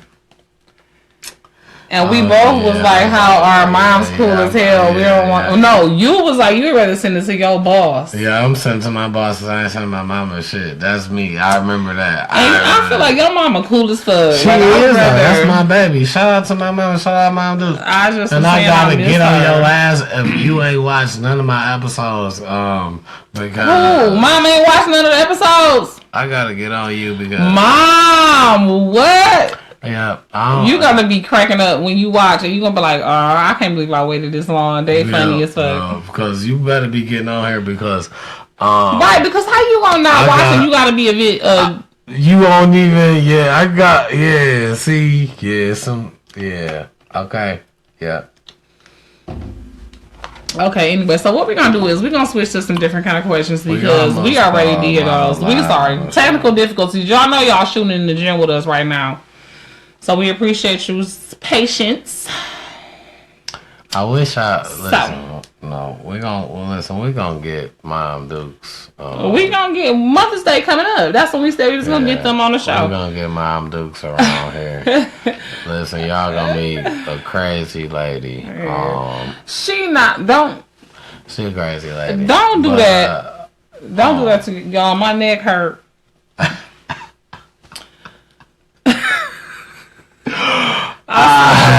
Man, listen. And you gonna laugh at me. That was funny. I slept wrong. And I'm all messed up. Kalima, what up, though? It's your girl Jen checking in. Thank you for slapping in with this video. It's your boy TW. You already know. So look, we're gonna be asking questions, okay? So please answer the questions below if you feel so inclined. Here's a good one. What's the biggest dating mistake people make today? You know my answer to this, I think, but let's answer yours first. The biggest dating mistake people make today. Is this overall, or is this just one? Is this gender by gender, or is this just an overall question? It must be overall because it says people. It don't say men and women. You know what I'm saying? So right. So it must be. What's the right? Okay. Overall biggest mistake that people make when dating? What's the biggest dating mistake people make today? Lying. The thing is, because when you're dating, you don't have to say, hey, I don't talk to nobody. I just talk to you. Dating, you're not committed to anyone. You don't owe no one no commitment. So the thing is, I feel like the biggest mistake is people feel like to please you, I'm going to say I don't talk to nobody. But when it actually comes to the lie, it's like you could have just said that. It's the biggest, the most simplest, the dumbest. You can just say, hey, yo, I'm dating. So I got a couple of friends or a couple of people that I go out with. You know what I'm saying? Right. I'm not committed to anyone. I can date you as well, or if not, if you don't like that, hey, I could keep it pushing. Right. So that's what lying. I feel like lying. Yeah. That's your final answer. Yeah, absolutely. Okay. For me, I semi-agree with you. I feel like that is the second biggest mistake that people make in dating. I feel, and it's like they touch it, but I feel like assuming is even bigger mistake. That was my next one. What's funny is that was my next one, but go ahead. I feel like assuming comes before lying a lot of times. Like, I feel like a lot of times people, like you said, they be like scared they're going to lose a person that they done now got attached to. They're cowards, men and women, you know what I'm saying? And so they get backed into a corner to lie. Or even if it's just they don't want to hurt the person's feelings and they just want to ghost the person. They don't want to tell the person straight up what it is. They planned on ghosting them. Yeah. Whatever it is. You know what I'm saying? But I feel like the assumer is making the bigger mistake because they setting themselves up to get lied to. When it's like nobody's had no conversation. It's almost like you're baiting this person to lie. So not saying lying is right. Lying is wrong. But people is cowards and it's easier to lie. Is the assumer the person that lies or the person that get lied to? The assumer is the person who get lied to because they assuming that the other person not talking to nobody. When they know we ain't had no conversation. I got you. So I feel like the assumer, what's happening with the assumer, right, is they are settling into a place where now they don't want to talk to nobody else probably. And they don't want the other person to talk to somebody else. So instead of having a conversation about that, they start to assume, well, since I feel like this person must feel like this. So I'm just going to start operating like they feel like this, even though we ain't had not a conversation about it. So now when I find out that their feelings and beliefs don't exactly align with mine, now I'm mad. Now I feel some type of way. Now this person ain't shit. They a liar. That is this and this. When it's like, actually, the person might not even alive for real. They might just not have told you something. But because you assume y'all in a different space, because you would have been open and honest with them about something, offering some information that you feel like they withheld from you, now they ain't shit, they this and this. When it's like, hold on. We have not even had no type of conversation about nothing. I have not lied to you because I ain't told you nothing. Right. We just been going about business and life. I ain't told you, you know what I'm saying, that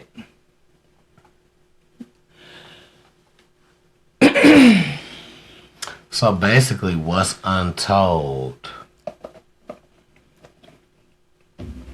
doesn't mean that it's a lie. That mean that I just didn't tell. If you never asked me specifically, there's a such thing as lying by omission, right? There is a such thing as lying by omission. If you know this person feels some type of way, assume something, right? And now you're choosing to omit information and you manipulate in that situation.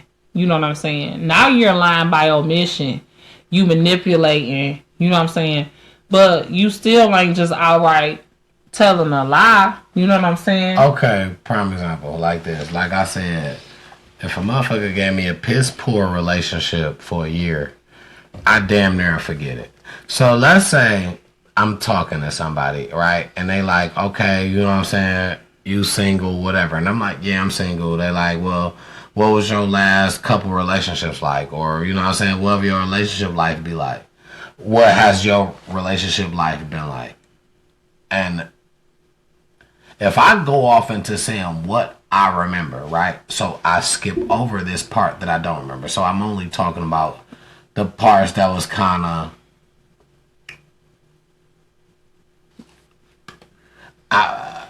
stand outish, right? To my life, to my relationship. You leave something out is what you're saying. Right. So I don't talk about this whole relationship that I had for a year because I don't fucking...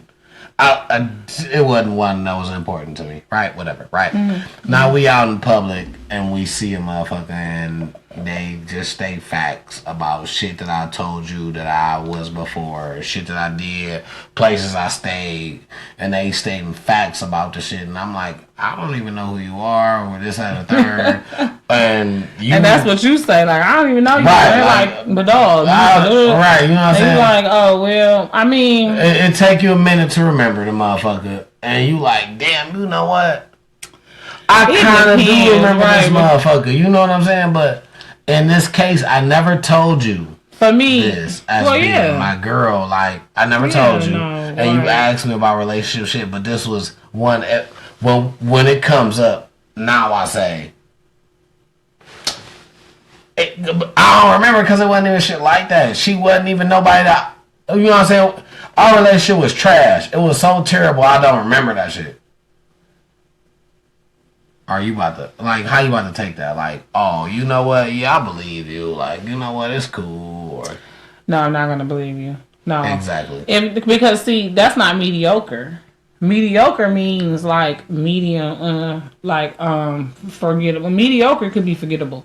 But if it was so terrible, you're going to remember that. And I feel like if it lasted a whole year, you're going to remember that. Even if it was mediocre. So if you tell me you forgot this person, that lasted a whole year, that's gonna be hard for me to really believe. Because I can remember relationships that only lasted like 3 months. Is it an age limit to that? And I was about to say, that's what I was about to say. Now it depends on. At first, I was going to say it depends on how old you are and how long ago that was. But I'm sitting up here damn near remembering 2-3 month relationships that happened back when I was 18, 19 years old. But I remember my first little boyfriend that we was only on the phone. And when I finally met him, I was like, oh my God, hell no, I cannot go with you. He was ugly. Hey, Crystal! But, like, you know, I can... and my memory terrible. Listen, so truth be told, right, do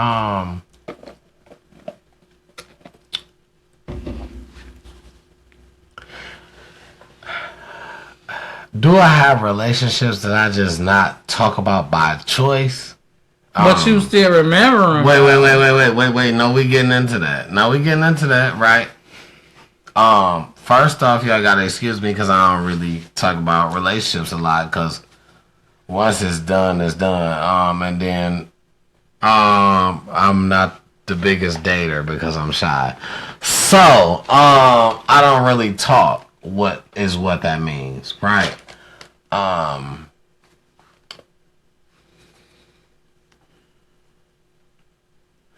For me to sit and tell you my whole relationship life would take more than a day. And it's not because that's how long it was. It's because that's how long it's gonna take me to remember. No, listen, like not trying to be on a funny, no, nothing like that. Like when I was young, I was very serious about relationships. Very. So you gonna remember them then? Very. I remember them vividly. As the serious I was and I got played, I started to feel like relationships was bullshit. And this was young. I started to feel like they were bullshit. I was the same way. I was right with you. I got played a lot of times. That's why I stole shit that I gave to motherfuckers and they broke it. Listen, that shit crushed me. Keep it real, sis. I stole some shit from JCPenney. For your girl? For this girl that I liked. She wasn't even my girl. I just liked her. I'm like, I like you. Oh my god. Stole some shit. You was in high JCPenney. school or you was a grown ass man? I was in fucking elementary school. Thurkel Elementary. What? Thurkel. Okay, we not. I was in Thurkel Elementary School. Shout out to Thurkel. I was in Thurkel Elementary School. I stole from JCPenney. It was a necklace and a bracelet. And it had a heart. It was a heart set. I stole it. I gave it to her. Y'all can tell JCPenney now because they can't do shit to me. Because fuck them niggas. They didn't buy the clothes. Okay, sorry. No. All right, but he anyway. apologized. Yeah, sorry. Sorry, JCPenney. But anyway, I'm sorry. I borrowed this from y'all. I borrowed a necklace and a bracelet from JCPenney's. I'm gonna make one and send it back to him. But I gave it to her. It was like on like Valentine's Day or something. And just because I wanted her. She was so happy and gracious and appreciative, wasn't she? She was. I gave it to her in science class, and our next class together was gym, because you know. Okay. And when you in elementary school, your class roll together. You don't switch classes. Yes, right. Your class and gym is like everything. Yep. I went to gym. Gym is right next to lunch on the totem. You know what I'm saying? Absolutely. Lunch is first. I went to gym and you gave her the necklace. I gave her the necklace in science. We went to gym and I changed to my shorts or whatever. We was about to run laps and the necklace and the bracelet was a watch. The necklace and the watch was on the floor, broke. They said she threw it against the whiteboard, and that's where it landed at. It was on the floor when we was running our laps. Okay, so she was trying to be funny. So she took it. She took it, acting like she was shocked about it, and broke it. And I mean, she probably was, but then she tried to play it off like she didn't like it because, you know what I mean? Listen, Crystal, I am very serious. I am so serious. Listen, I'm not on one. I am too serious right now. But no, that's very disrespectful. And there's different things that, you know what I'm saying, kids go through, people go through. But that's why kids shouldn't be like dating and like even thinking about dating when they little like that, like that's young. I feel like you should wait until at least college to after start high school. Trying to date. Like after high school, period. And that's the same college because that's after high school. Speaking of that, we are both of the age to where we was in high school before the new age or whatever. So that kind of segues into the next question. How has modern technology, dating apps, social media, etc., changed the way you connect, we connect? How has modern technology and social media changed the way we connect, in your opinion? People in general is probably what you're asking. I'm hoping, because that's what I can answer for.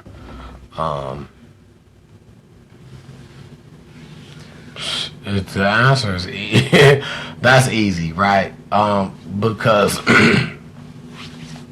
you don't have to be who you are. In presence of you have to legitimately. You got the catfish, the birth of the catfish. Is Absolutely. What you're saying. The birth of the catfish. Right, because in presence, you have to be who you are. You have to tell stories for why is that. Hey, you got a scar on your face. Why is that? Rio the young OG. If you from Detroit, Flint, Michigan. Anywhere. Big up to Detroit. Hey, Flint, big up Michigan, Flint. All of them. Big up to Rio. Big up. You know what I'm saying? Big up to Rio the young OG. He got shot in his face or something like that. And when you allegedly, when you see it, everything we say here is allegedly. That's what you better know.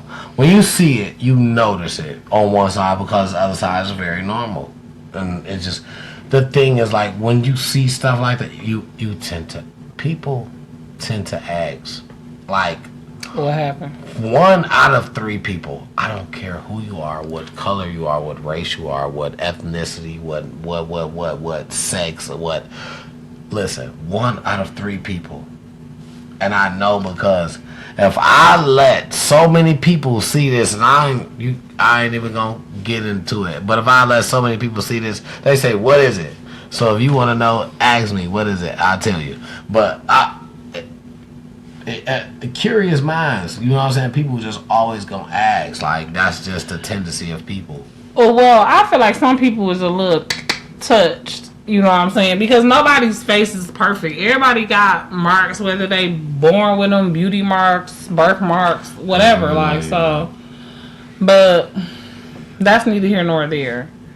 You know, I feel like number one, the way that modern technology and dating apps have changed dating or changed, everything is, or should I, okay, the question was, how has modern technology changed the way we connect? I feel like we are a prime example of that. I feel like we connected initially when dating apps and social media was really like taking off. It had already been a thing, but it was really becoming a thing. Like when we met, I had a BlackBerry. I couldn't even get Instagram yet. You know what I'm saying? I had a Facebook on my computer. I had a Facebook from my computer, but I had not had an Instagram yet. Social media for me had been MySpace. She said she had a BlackBerry, y'all. When we met, I had a BlackBerry. This was 2010, 2011. I had a BlackBerry. I got rid of my BlackBerry that next year, like 2012. She said she want another one. She said she want a BlackBerry right now. No, I did not say that. Stop. So anyways, you were not able to keep up with people like how you are now. You know what I mean? I feel like the fact that we was able to, at that job, connect on Facebook, you know what I'm saying? And you kept that page, I kept this page, and that's why we was able to keep in touch so long. That's why we was able to stay connected. If this was, say, the 10 years before that, you know what I'm saying? Somebody that I might have connected with in 2003, 2004, 2005, 2008. Yeah. You know what I'm saying? Yeah. That I didn't connect with on this current Facebook. I'm not connected with. You know what I mean? If we would not have connected on Facebook when we was working together back then, we might not even be doing this podcast right now. Yeah, that's facts. That's facts. The fact that we was able to connect like that is very crucial. You know, it's changed dating 100%. And, I'm grateful. I'm grateful for social media. Even though it can be a curse, it can also be a blessing. It's all about how you approach it.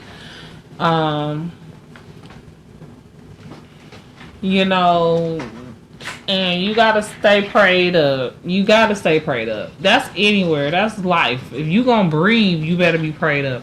But especially if you're gonna be on social media, because the devil is running rampant. He does control social media. Just like this is his world, it's his social media. So you gotta be careful with it, but it can be, used for your good. That's anything in the world. You know what I'm saying? What the devil try to use against you, God will use for your good and his glory. So just always know that that's true too about social media. And when it comes to dating, just make sure that you seek first the kingdom before you go on social media. Pray, especially if you going on social media to look for a spouse or a significant other. Make sure you pray about it. Man, be careful when you're doing that. Definitely be careful, but don't be scared. Don't live in fear. You can find a husband or wife online. It's been proven too many times. People do it too many times. But just make sure you pray about it first before you go online looking for a significant other, or before you go online looking for a date. That's my advice. But I do think that, because it's allowed people to be connected more for longer, I think social media has been good for dating. That's what I'm going to say. What y'all think? Leave us a comment below. If you don't want to leave a whole comment, let's just vote. If you think social media has been good for dating, leave a purple comment. If you think it's been bad for dating, leave a red comment. And I know it has its issues too, because when you put your dating life on social media, you open your dating life up to more haters. The devil. You know what I'm saying? We just talked about how he run rapid on social media. So, that's why you got to be prayed up. Because all the haters is on social media. People that don't even know you, don't even know they hate you on social media. Yeah. So, I'm going to come right back, y'all. I got to take a bathroom break. Yeah, man. I don't even know where you just left off at because I just got down here. Social media and dating, is it good or bad for dating? I was gonna say. What do you think about how has social media and modern technology changed dating? It made it terrible, if you ask me. Too many people can hide behind somebody that they not, which is why I said the be careful part. Which is why something that was said, I forgot, but I couldn't bring it back. Something that was said after I said be careful, but why I say be careful, because during dating you don't know these people. And the honest truth is, I don't care how much somebody tell you, hey, I'm this person, hey, I'm that person, this is who I am, that's just the person I am. Listen, you got to do your research. I remember that's what I wanted to say. Regardless, when it comes to this, especially when you're social media dating, you got to do your research, because it's people out here that's all kinds of people, and you got to know the kind of people that you bringing around your family. Y'all got kids, some people got kids, you dating. It's nothing wrong with having kids and dating. Know who you bringing around your kids. Know who you bringing around your family, your elderly, your brothers, your siblings, just know the person. You gotta do your research. There's nothing wrong. You know what I'm saying? Listen, date until you can't date no more. You know what I'm saying? But dating without research is dangerous. Well, absolutely, and I know what you probably was saying, but the internet has opened that up too. You able to research. The internet has more. Right. The same way it's opened you up to more people, you able to. But also, internet dating has made it so a person can hide behind.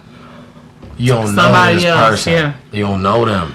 Yeah. Do your research. Get to know these people. Definitely. Before ask you motherfuckers for what you need to know. Ask motherfuckers, let me see your ID if that's what you need to do. If you gotta play it off, you ain't even gotta do. And I don't have no problem. Because I was asking motherfuckers for their ID back in the day. And asked my mama. She had a copy of motherfucker ID. Shout out Mom Dukes. Back in not the 90s, but when I was young, 17, 18. So listen, I'm trying to tell you, teach our kids that as well. If you gotta ask a motherfucker like how, you know what I'm saying? Like, listen, on some slick slide, how old you is? No, you ain't. Let me see your ID. Yep. Do that shit. Because when the motherfucker tell you their name, I want to know what's your real shit. I don't want to know no nickname. And that goes for guys too. So you can't say that this girl tricked you when whole time absolutely. She got you for being a pedo. Absolutely. You know I don't want to know no nickname. I want to know your government. I'm telling you mine. Yeah. I want to know your government. Yeah. Yeah. Start putting yourself in a safe place. Yeah. And that kind of goes to this. What are some of the biggest red flags that people should look for early on? I feel like that's one of them. If you don't want to tell me your real name, if you just want to be J, you just want to be D, you just want to be, you know what I'm saying? No. What up, though, Crystal? If you don't want to tell me your real name, at least a real first name, I feel like it's a red flag. Yep, you ain't got to tell me your middle and last name. You want some bullshit. And after so long, I need to know your last name. Especially if we but you ain't got sex. Right, you ain't got to tell me that off rip. No, not off rip. Let me tell you one of mine. I'm going to reiterate a situation. This the red flag early on? Early on, red flag. I'm going to reiterate a situation. Mm-hmm. I didn't like, I don't like a person like, how can I say this?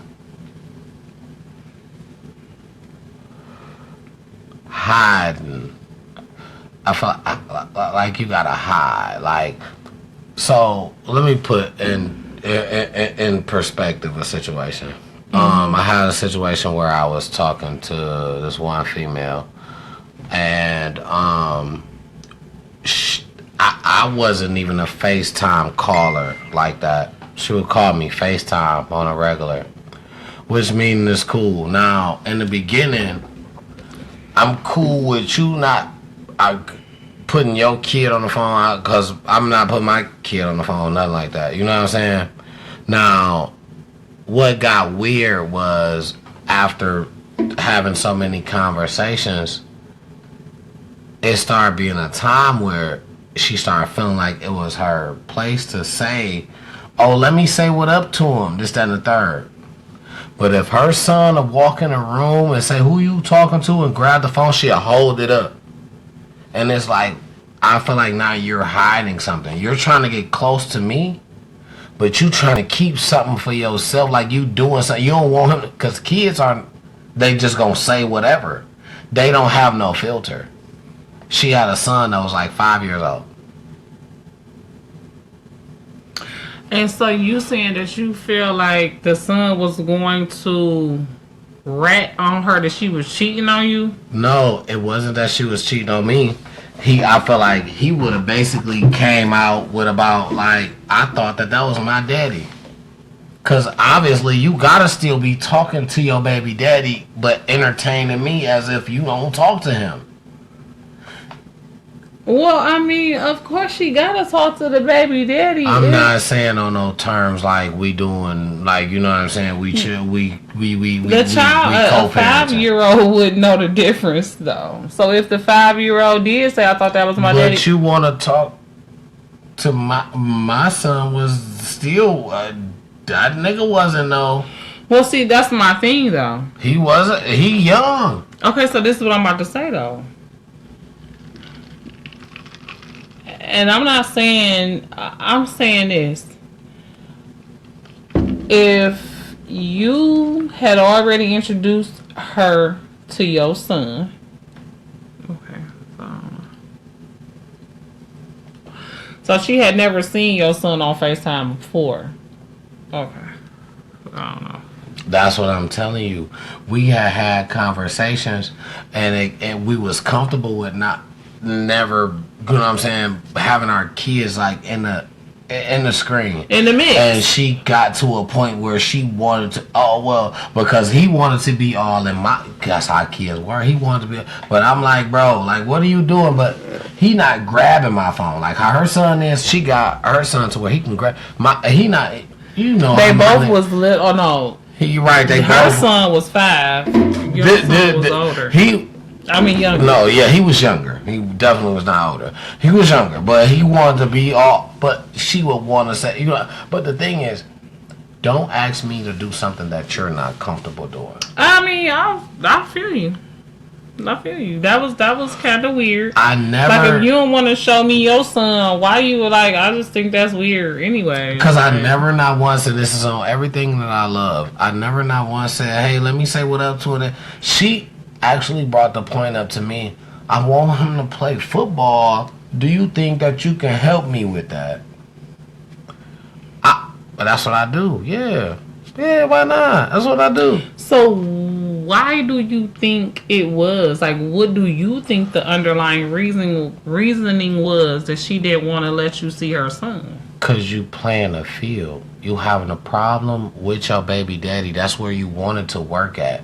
But you having a problem there, so you're exploring otherwise to see what it's like everywhere, see what it's like elsewhere.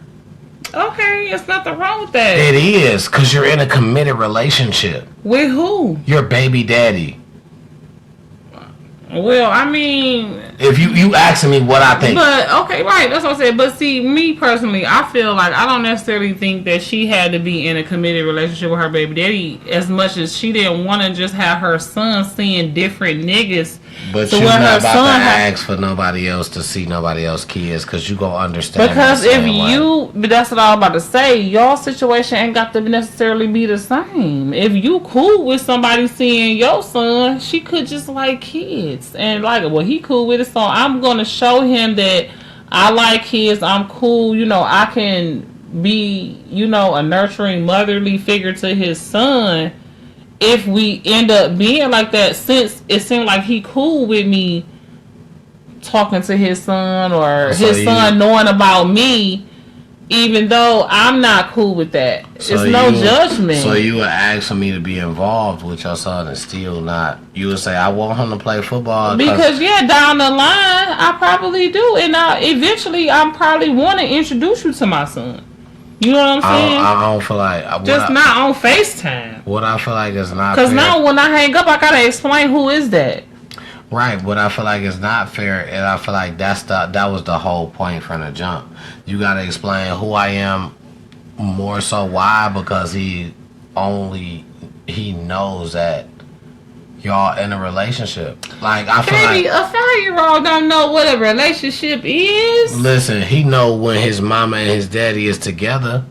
My son's 6 right now. I'm about to tell you. My son's 6 right now, and I guarantee you right now, if you ask him, is your daddy and your mama together, he's gonna tell you no. He ain't gotta know nothing about relationships, but he know the difference. That don't mean he love nobody no different. That don't mean nothing about that. That he's up at that age. But see, it's different. It's different, and it's no shade. You know what I'm saying? This is no shade. But it's different because you and your baby's mother have a bit of a contention between each other to the point where, you know what I'm saying, y'all had a different type of breakup. If a person just had irreconcilable differences, they broke up behind the scenes of their 3-4-year-old where they don't know. Just let me finish saying. They might not know. They might know that their parents don't live together no more, right? And they might know that it's not the same as when they was 1 or 2 or 3.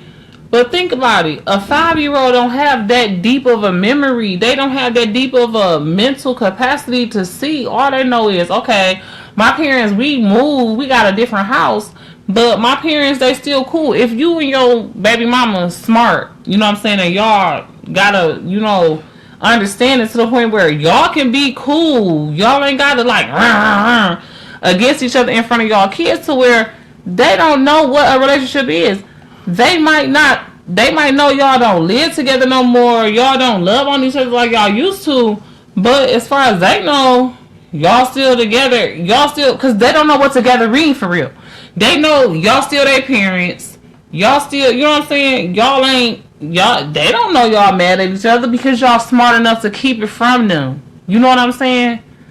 The mad, some people is you see it, I mean... I'm just saying. In a way, no. Separation causes differences. If you live together with... They don't know, remind you, they don't know what a relationship means. They don't know what a relationship means. I just said they know that the parents don't live together no more, but that don't mean they know that because they don't even know what go together mean. They four. But what I'm telling you is as a kid, if y'all still cool enough to where y'all not beefed out. I'm sorry to cut you off. No, you're fine. No, because what I'm basically trying to say is, as a kid, how long do it take you to understand? If I started off, as long as I can remember, I started off in this house with my mother and my father, and now I'm 5 years old, and I live here. My mother lives here, but when I go and see my daddy, he had a different house. Mm-hmm. I noticed my mama don't go over there and spend no nights. We ain't going over there together. None of that. Listen. That's all I was about to say. It depends on the level, you know what I'm saying, of separation, but still, they not gonna know about a relationship. They not gonna know that it's a relationship. They don't That's know what I'm saying. details, but they know feelings. That's what I'm saying. They can tell, right? They can tell that it's a little different, but they don't necessarily know that y'all was in a relationship and now y'all are not. They don't know what a relationship is at 5. It's the feeling they feel. Listen, it's a feeling. It's like an animal. An animal you can't even talk to. The instinct. But when an animal know you going through some shit, that motherfucker next, it's the feeling. It's the what they call. It's the vibe. That's what they call it nowadays. I agree. I'm not taking nothing away from that. I agree. But I'm just saying, a 5-year-old don't know that it's the relationship that's got your vibe off. They don't know it's about it. And if you able to smile in front of them and be all friendly together, they'll think you still in the relationship. Y'all just live in separate houses. Because they don't know that that's off. I'm telling you this from experience. Baby, you don't think... you probably is too, but I'm saying from my experience. You don't think that these kids getting smart? I'm not saying they're not, but I'm not gonna say that I was dumb. Because here's the thing. I knew you wasn't. I knew when I knew that it was a difference between when we was living together with my daddy from when we was going over there and spending the night. And I knew it was a difference between where we was going over there and spending the night, and now we ain't going over there spending the night no more. My mama got a new boyfriend living here, living in the house that we only then moved out of my daddy apartment, but we got our own house. And now years later, my mama got a new man living here, and now years later, my mama got a new baby. You think I don't know the difference? Oh, you knew. I knew the difference. You know what I'm saying? But I'm gonna tell you what I didn't understand. I knew that. Let me rephrase that. I knew there was a difference. I didn't know the difference because the crazy part was you thought they were still together. Like I said, I knew there. I didn't know. Like that's what I'm telling you. I didn't know what the fuck was going on. I knew there was a difference because I just told you we moved and now we going over here because at first we would go over there and spend the night and my mama would come too, even though we had our own house on the east side. And that's when we started making our song. We had our own song for Zest soap because my daddy used another kind of soap. And we would bring our own soap from the east side when we go spend the night at my daddy's house on the west side. And we made up our song, Zest is the best from the east to the west. So do yourself a favor and use Zest. Okay? Okay. I'm like, my daddy died when I was 9. So that'll tell you how long I remember that song. I was like 6, 7, 5. You know what I'm saying? So I knew it was a difference because now we not living with my daddy. Now we're going to his apartment and spending the night, taking our own soap. You know what I'm saying? Now my mama got a new boyfriend staying with us, and my mama not coming over here with me no more. My daddy just come visit, whatever. Now my daddy got a new girlfriend staying over here. You think I ain't peep all them differences? You know what I'm saying? Yes, I did, but I didn't know that they was relationship. I just know that it's another person added on. You know what I'm saying? And I guess that's a testament to my mama and my daddy. You know what I mean? Because I never seen my mom and my daddy argue. Excuse me. I never once seen my mom and my daddy argue. Never once. And I'm sure they argued. I'm sure they at least had disagreements. You know what I'm saying? I never once seen my mom and my daddy argue. So, whatever the fuck went down, I didn't know. You know what I'm saying? So, like when we went out of town to Florida, my mama went too. And my little brother was born. Let alone my little brother daddy was staying in our house. What can he say? You know what I'm saying? Apparently, my daddy wanted to take me to Florida. You know what I'm saying? To see his people. And my mama wasn't about to let me go by myself. You know what I'm saying? My mama, baby daddy could either take it or leave it. You know what I'm saying? At that point,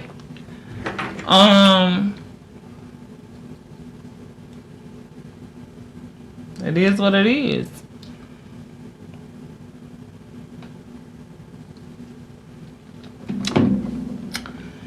Next question. Yeah, that's still beyond, but go ahead, because that's a topic that could just go on, because Of course. because that's still beyond what you took. What I said, you took, and then I probably did. You know how to touched a little bit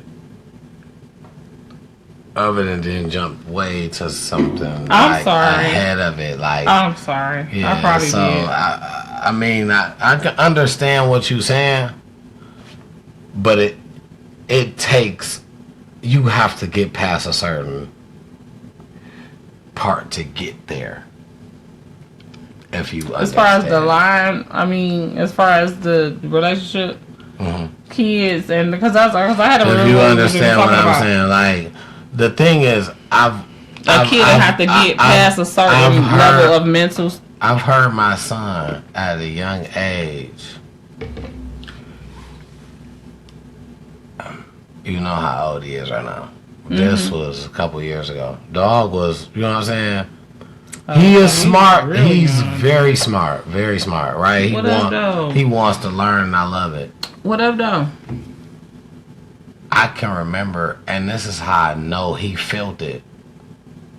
He said, "You don't love my daddy no more?" He asked your mama that. He asked his mama that. His mama that. And was y'all beefing at the time? Was y'all mad at each other? It was just a time that it was breaking off. Oh, whatever. It was breaking off. Yeah, that's what I'm saying. So, like you said, he felt the energy, he felt the vibe or whatever. Y'all probably have been arguing or something like that. He still y'all wasn't playing the role good. He didn't know what a relationship was. Of course. Still didn't know none of that. He still don't. But the thing is, to feel that you as a kid, like you because y'all probably was arguing. She probably had said the wrong thing in front of him. We had our moments. She probably had said the wrong thing in front of him. The thing is, she thought that she was going to be able to have him over me. And I'm like, at the least, What you mean? Like, have him and wasn't going to be able to let you visit? Basically, like, don't worry. And I'm like, bro, you talking crazy. Like, and I ain't even saying nothing against my daughter. with her because I got two more, but nothing against, because I love all my. I don't have no favorite. I'm that one. That's legitimate, and people I don't know. You got. I don't have a favorite, and that's for real. Like that's. Yeah, that's where you should. Legitimately, I don't, and that's because I just feel like even though it's like, oh, you got all girls and one boy. Your boy gotta be it's no favorite. I got a girl want to play football just like how he do. It's the same. It's no. But to understand when somebody says something,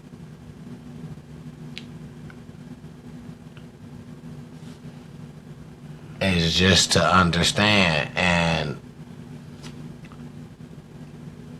dog has been around, and when I say he ain't got no filter, he say what it is.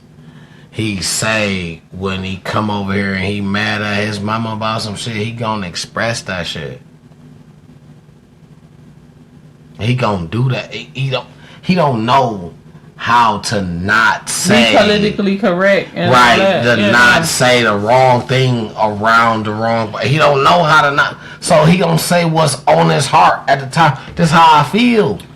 Yeah, he gonna do that out the mouth of babes. He's still at that stage. Absolutely. And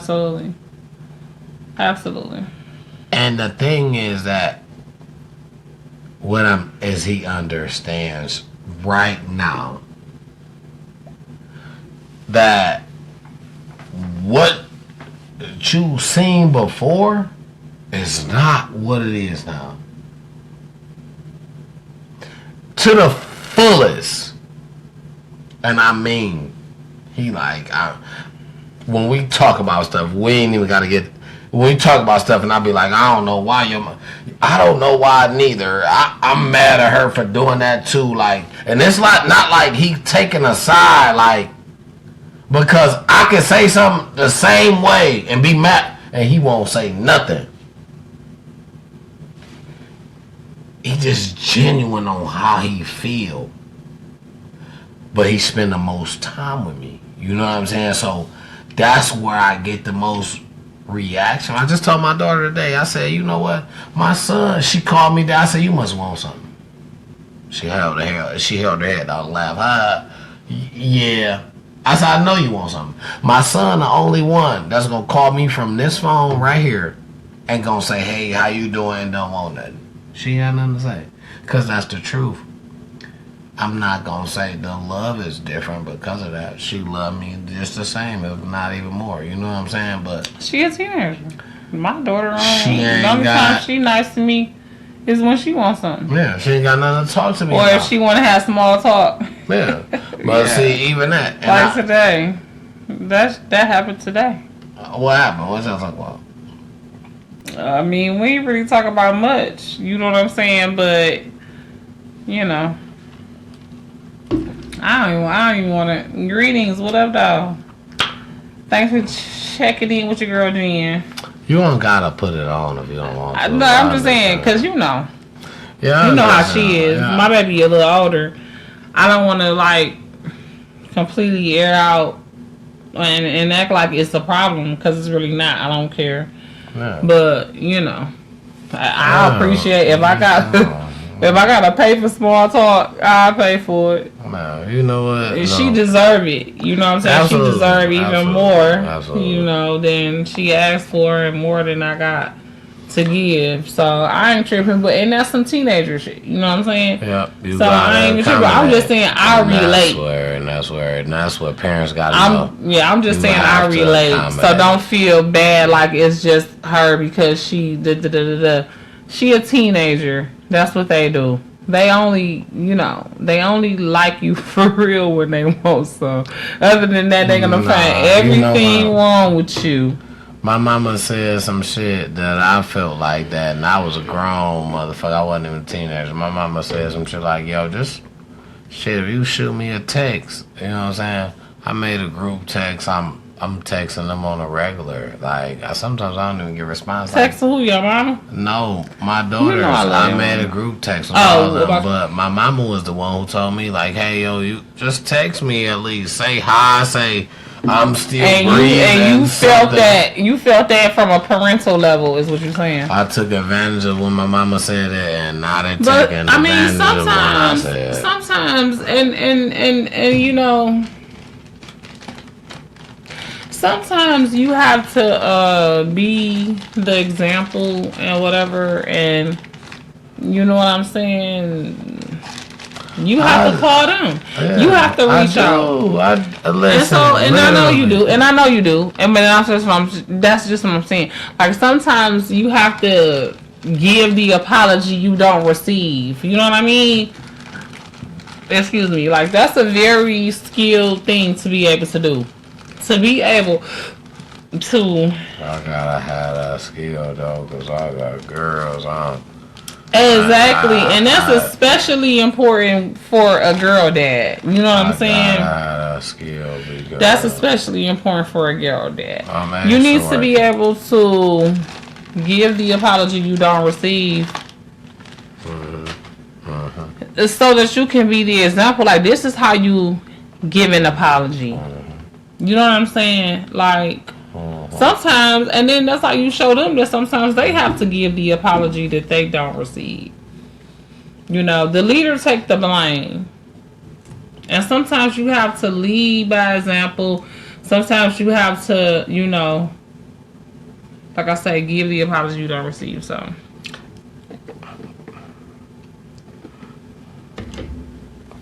my man go for my ladies. They can't even watch this. You know what? My main goal for my ladies, I don't never want them to have to ask no another man for nothing that you can't ask me for. absolutely. And that's even married, right? I'm paying for, and don't nobody try to put your motherfucking son on my daughter. I'm sorry. Don't you try to put your son on my daughter, because I'm paying for all their weddings. I'm paying for all my daughter's weddings, and that's I stand on that.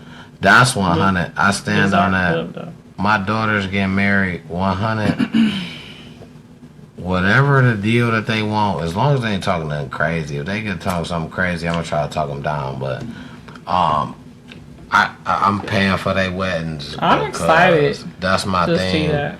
For my girls, I'm excited to see 3 brides. Like that's a blessing. You blessed to have 3 daughters.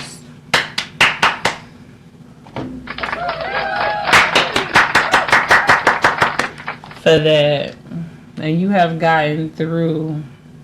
You are a female. You think that's a blessing?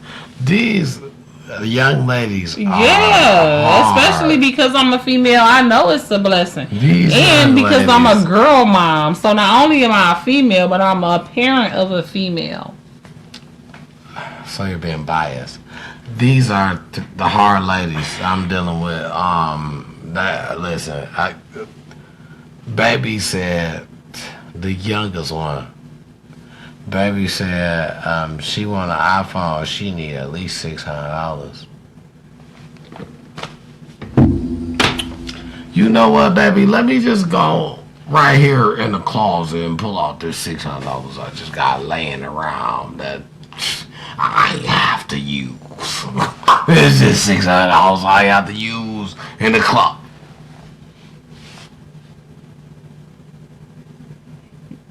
Yes, go get it, daddy. Because you Superman. You got it. She gonna get it. My daddy was rich. I thought my daddy was rich. Yeah. Well, you know what? And you want to ride around in a Charger. My daughter. You know what I'm saying? I let my daughter know your daddy ain't rich. You gotta get this. She probably remember. You gotta get this in increments. It's gonna be over the next maybe a month and a half, because.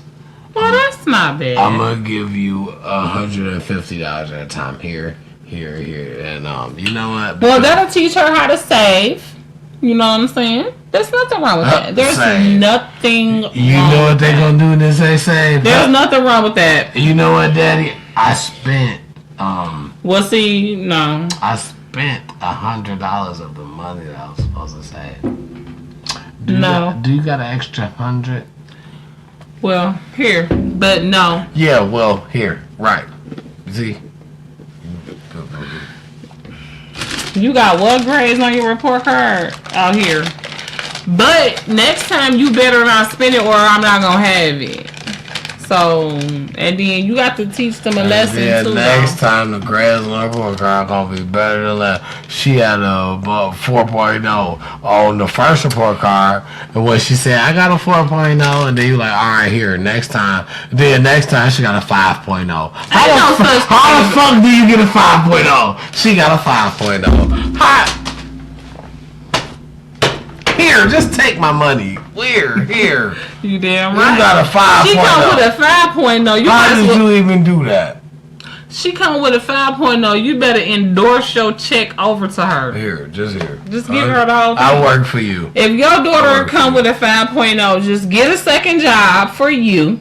A little part-time job so you can have some spending money. Your first job. And just give her your whole check. Fuck is you talking about? There you go. Because they made that up for her. That's how smart she is. And I believe it's possible. Because black kids is the smartest kids on the planet, even smarter than Chinese kids. They always be like, oh, the Asian kids.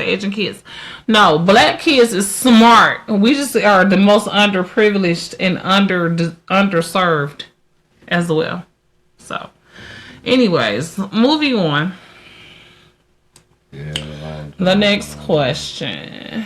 What's the best first date you've ever been on and the worst? Did we answer this question before? I feel like we had this question on one of them decks, or similar. It wasn't the exact same, but. Oh, that's on me. What's the best first date you've ever been on and the worst? The best first date ever been on was a hookah bar. It was great. A hookah bar? Yeah, it was great. The worst first date I ever been on was Johnny Noodle King. Johnny Noodle King? What is that? Right off the river, they sell noodles with whatever you want. I literally, y'all my peoples. I'm really gonna tell y'all some stuff that I don't even be. I caught the bus on a date. Well, how old were you? It doesn't matter if you did it right now. 30 something. This was probably like a couple years ago, probably like 3 years ago, something like that. Okay. Anyway, I caught the bus. It was right when I crashed my car. Actually, for anybody who said I ain't got no car, I had a car and I crashed it. Bingo. But anyway, I had a date. Johnny Noodle King. Caught the bus. I told Shorty, I was paying for everything. Bought her meal, all that. I told her, let's walk the water, all that. She ate the food and said, I got somewhere to be. And I'm like, well, can you at least drop me off? No, I caught the bus, walked the rest of the way. She didn't take me nowhere, so I ended up getting out. I didn't even want to go to Johnny Noodle King. I ended up getting out. I didn't even like the food. I ain't gonna lie to you. You got out of where? Out the car. Had to walk back to the How bus. did you get in the car if she didn't take you nowhere? You got in the car after Johnny Noodle King? No, you got because I caught the bus down to the meeting spot, which was right down the street from Johnny Noodle King. She picked me up. We went to Johnny Noodle King. I bought the food. We ate in the car, and then she couldn't take me no further. So I walked from Johnny Noodle King back to my bus stop to go back home. Worst first day ever. Yeah, I can see how. Mm-hmm. And the best one was where? Oh, hookah bar. Yep, in Dearborn. They was so mad. This is the first time I ever even know that places even do this. I was in some hookah bar in Dearborn. Mm-hmm. I was so into the person that I was with.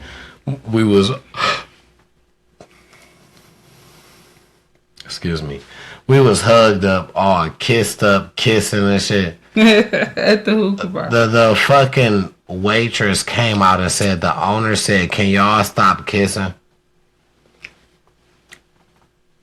Everything I love, on everything. Can y'all stop kissing? This not a place for that. She looked at me and said, I had never heard of that before. I'm like, I don't even know, because I don't even go to hookah bars, so I don't even know. That is a story. That's no lie. That's real 100. Oh my God, that's hilarious. Just like that. That's no. It happened just like that. No lie. Oh God. She literally came out, no food. No, we had ordered everything. She came out empty-handed and said, the owner said, can y'all stop kissing and stuff over here? Like, I'm like, y'all bro, doing too much. I'm y'all like, doing too what? Much. We paid for a booth, food, what? You What was y'all at? It's a hookah bar in Dearborn. I don't even know the name of this bit. I was so mad. When you say mad, I was pissed. But it was still the best date you ever had. It was the best date I ever had. Best first date. Best first date I ever had because... So where did you meet her? I met her at work. Oh. I was working at a plant. And this was the crazy part. I'm working at a plant. We're working. She's gorgeous. Like, everybody want to get on. I'm not even trying to get on. I'm doing 2 jobs at once. At the plant. I'm working at the plant in the morning, and I'm cooking at nighttime. Okay. I'm bringing some of the food that I've cooked from my job to work in the morning. This how she got on. She got on me. This how she got on. She seen me with some food. She like, oh, can I taste that? I'm like, oh, yeah, here you go. You know what I'm saying? You can get some. I don't give a fuck. I'm eating, tired, sleep. I don't go fuck. Here you go. She eat the shit. Boom, boom, boom. So she like, oh, where you get this from? I'm like, oh, I made this. Oh, you cook like this? I'm like, yeah, shit, I made this at my job type shit. Like, I work another job in the morning type shit. So she like, oh, I like it. I like a man who can cook and just buttering me up, all type of shit, right? Lo and behold, baby girl a dancer. I never knew, right? She butters me up the whole way. I never forget, because I used to be a nigga who sat by myself. My mama put me on this job. Mom Dukes, if you watching, shout out to you. Mom put me on this job. I used to sit by myself when I was eating. And it's a plant. So. My sisters work this job. You know what I'm saying? What? Right, and it's a plant. You know what I'm saying? It's early in the morning. So if you know, you know. Basically, when she got on, I never seen her body shape. Basically, her face, she wearing baggy clothes on. All I seen was her face. Whatever, when we exchanged numbers. She hit me off the blue. Bunch of pictures with dance uniforms on.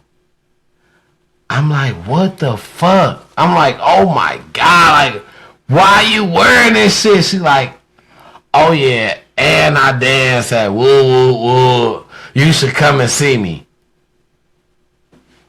I'm on the way. You hear me? It was like that. I'm on the way. That's how the pictures was.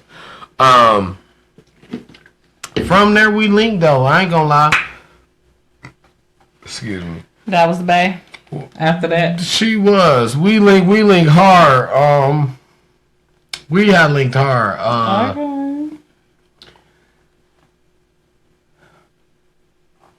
We had a problem when she had got into some legal issues and she was on the runaway tip. Okay, whoa. Yeah. Wait a minute. Hold the phone. Press rewind. Yeah. What? Yeah. She was a runaway killer? Like, what the fuck? No. So she was ready. Clutch my pearls. So she was ready to run away. The thing was, she had got into some stuff in Detroit, where she was from. She basically did like a motherfucker was trying to pull her over in Dearborn. She irked off, got away. So now she on the run for that. She was already on probation. That's crazy. Had a whole other case. And only where we cross line is that she said, she insisted that since we were talking and together, she had a son that was a baby. Little nigga probably like, he up there. Nah, I don't say he up there. Little nigga, he up there. She insisted that she moved to the South and that I just drop everything and move with her. And I said, I got kids here. I cannot just leave my kids. And she got mad at me and said, you not down for me like that. And I said, the problem is you not down for me because you would never even ask me no shit like that. Knowing that I got kids and you the one in that situation. That's not me. That don't say that I don't ride for you. If you say, hey, look, I got to go out here and I got to do this. If I'm going to choose to ride for you, I'm going to ride for you from where I'm at. Listen, I'll send you a couple dollars. Keep contact. We'll do this through this number. If we got to see each other, we can connect in between time. But for me to just up and just leave what I got to go and just be where you at because you're in a situation, I feel like you were selfish. What? Okay. Go ahead. First of all, you want me to go on the run with you. This is not like we going for a job opportunity. It's not like you got a job opportunity in Atlanta, in Texas, or something like that, and you finna move. You know what I'm saying? At the drop of a dime, at the last minute. To get some pay. Yeah, you was a fugitive. Absolutely. First of all, as soon as I leave with you, now I'm. Jail. And I got kids. Say that. Okay, I don't know if you got kids, whatever, but it doesn't matter because fuck your kids. Yeah, say that. Yeah. You know what I'm saying? Like it's not that much love in the world for, especially somebody that's not my husband. Just like that. So what you can do is go ahead on. If you need to run, like you say. If at any time I could part with a couple dollars to help you out, you know, I'ma always pray for you for sure. Yeah. If I think you innocent, you know, I will advocate for you as far as like try to keep your name alive and keep the fact that you innocent alive, free you. You know what I'm saying? But if you guilty, I'm gonna just keep my mouth shut and just pray for you behind closed doors. Pray for your soul. Between me and you. Yeah, that's between me, you, and God. You know what I'm saying? But other than that, I'm not finna jeopardize my life or nothing like that. And I'm not about to take myself away from my kids. I'm definitely not about to take myself away from my kids and move out of town with you because you on the run. And she had her own kids. Especially if you not my husband. Now, if you my husband, then I kind of ain't got no choice because you forsake all others. You know, we is one. Now, we married, we protecting each other, and that's how this shit happened. Because at the end of the day, I don't have to press charges against you if we married. I don't, you know, I can't. As a matter of fact, I can't press charges against you if we married. So. Yeah, that shit. That's just not. That's not a thing, you know. That shit was wild, and that was just like a situation. It was just like afterwards, and this is the truth. Afterwards, she called me and apologized and said, "You know what?" And I'm talking about this wasn't even like it wasn't like no week, no month. She had moved. She had already been to jail. Got caught, did her time. She hit me up and was like, I was selfish. I apologize. I really wasn't thinking straight. But she was like, you know what I'm saying? Like, that was on me. Like, I was going through a situation. She was like, shit, not to say that you would do the same thing, but just think, like, if you were in a situation, shit, like, what was I supposed to think? You know what I'm saying? And I'm like, shit, listen. I know you was probably thinking rational. I know you was fucked up. But my thing is that it was my job to stand my ground. That's what separated us. You know what I'm saying? It was my job.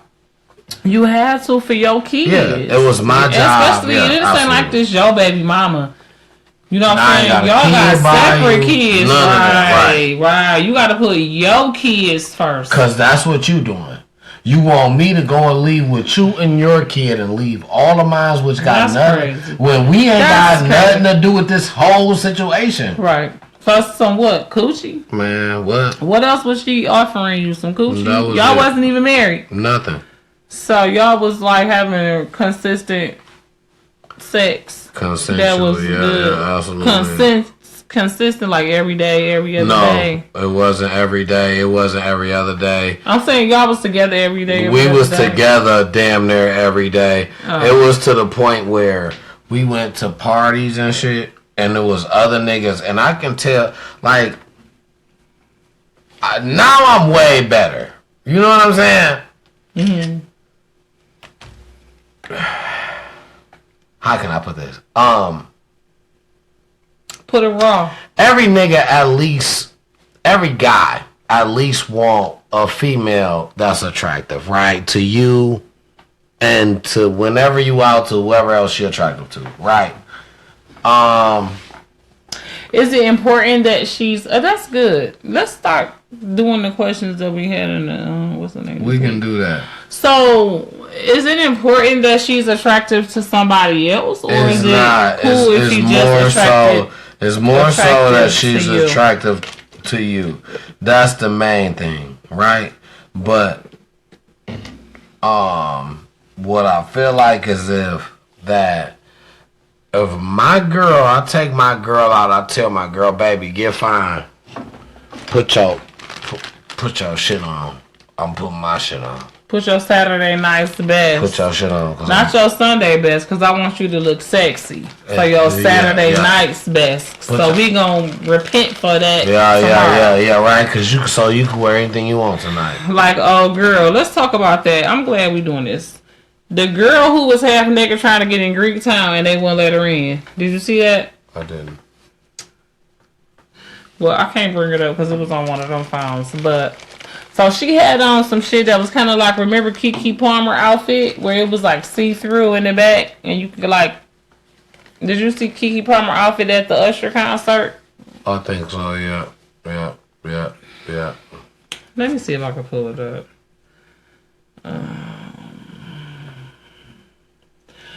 Girl gets denied entry to Greektown Casino because of her outfit.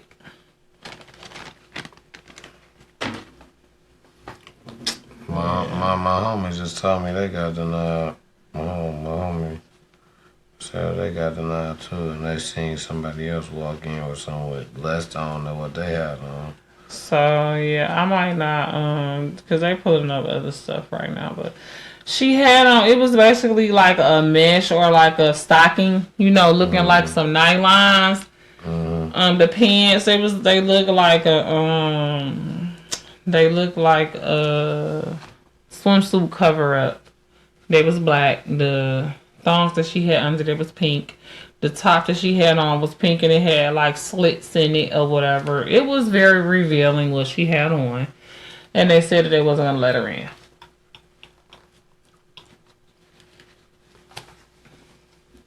She was with her dude. The dude looked like he was an older dude. She looked at least 40. You know what I'm saying? She was a good looking 40, but at least 40. You know what I'm saying? Okay. If she was 30, I feel like she looked kind of old. But if she was 40, I feel like she looked good. It was on that tip. Some of your thoughts about it.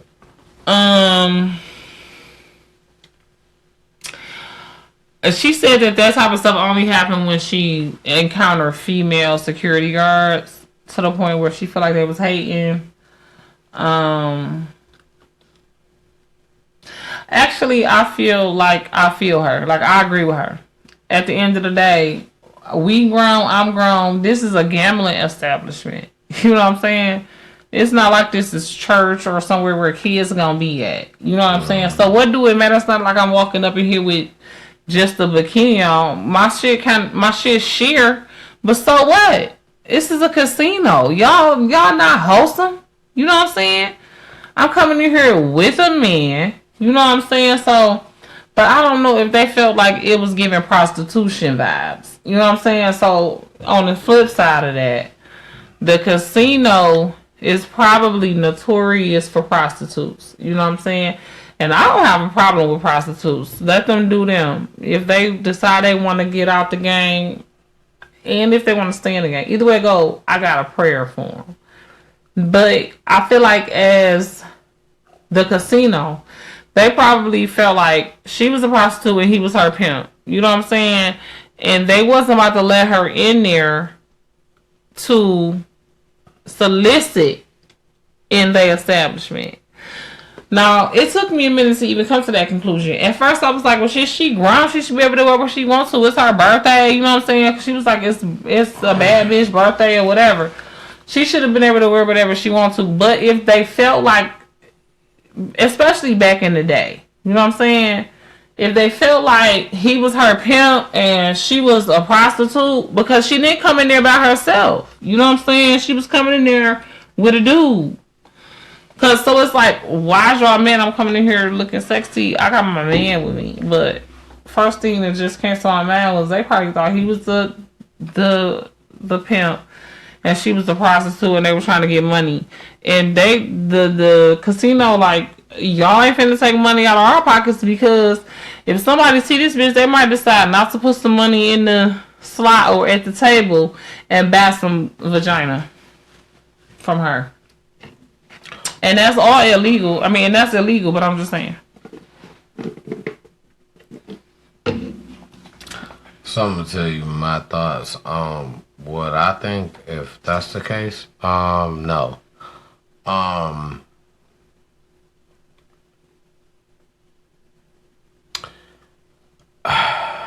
gonna be straight 100 of what I feel like. I feel like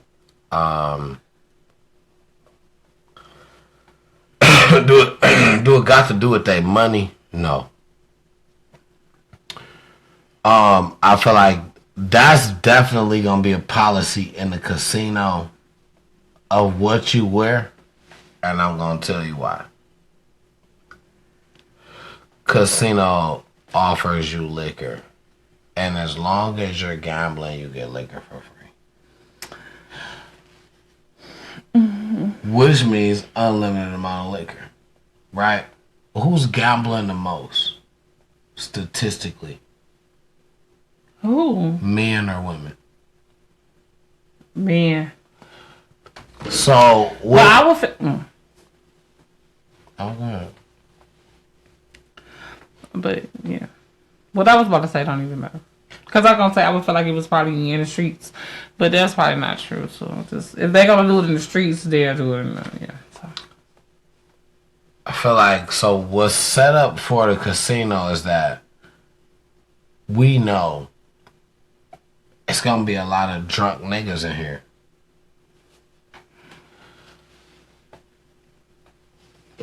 What happens the most? You put drunk niggas around half-naked females. It's a problem.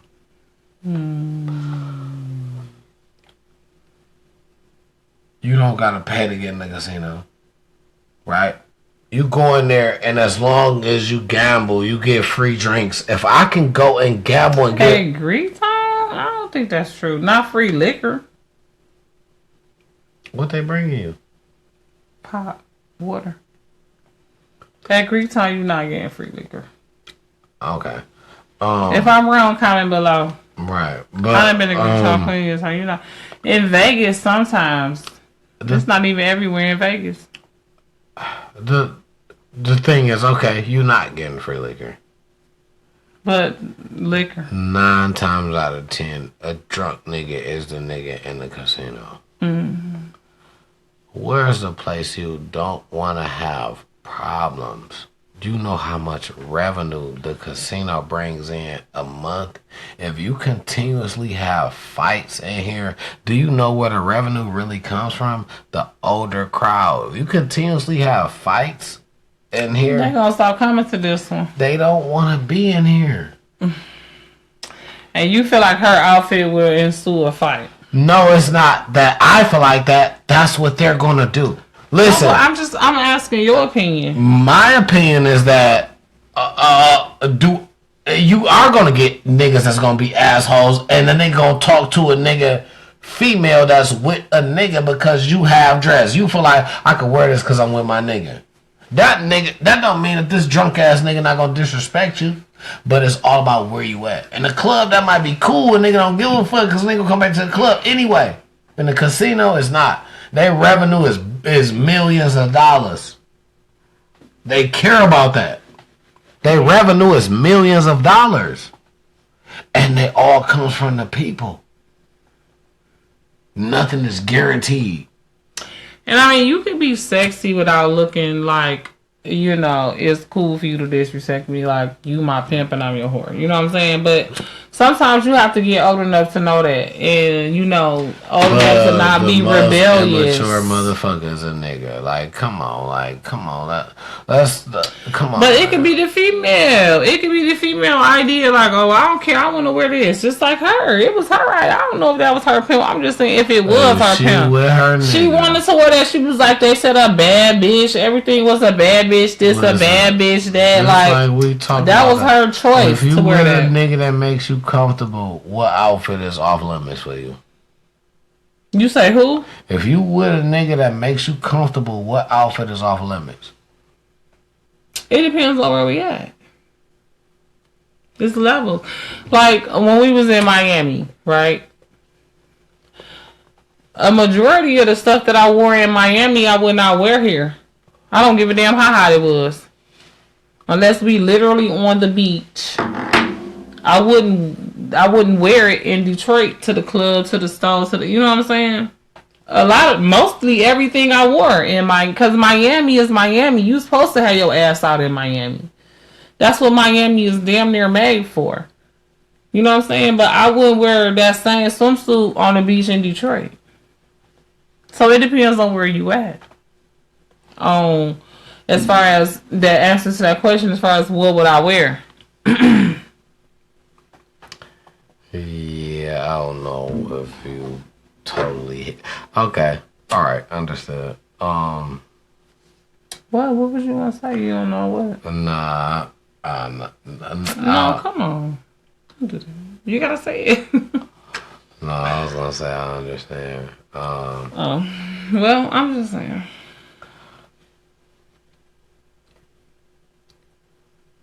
You not.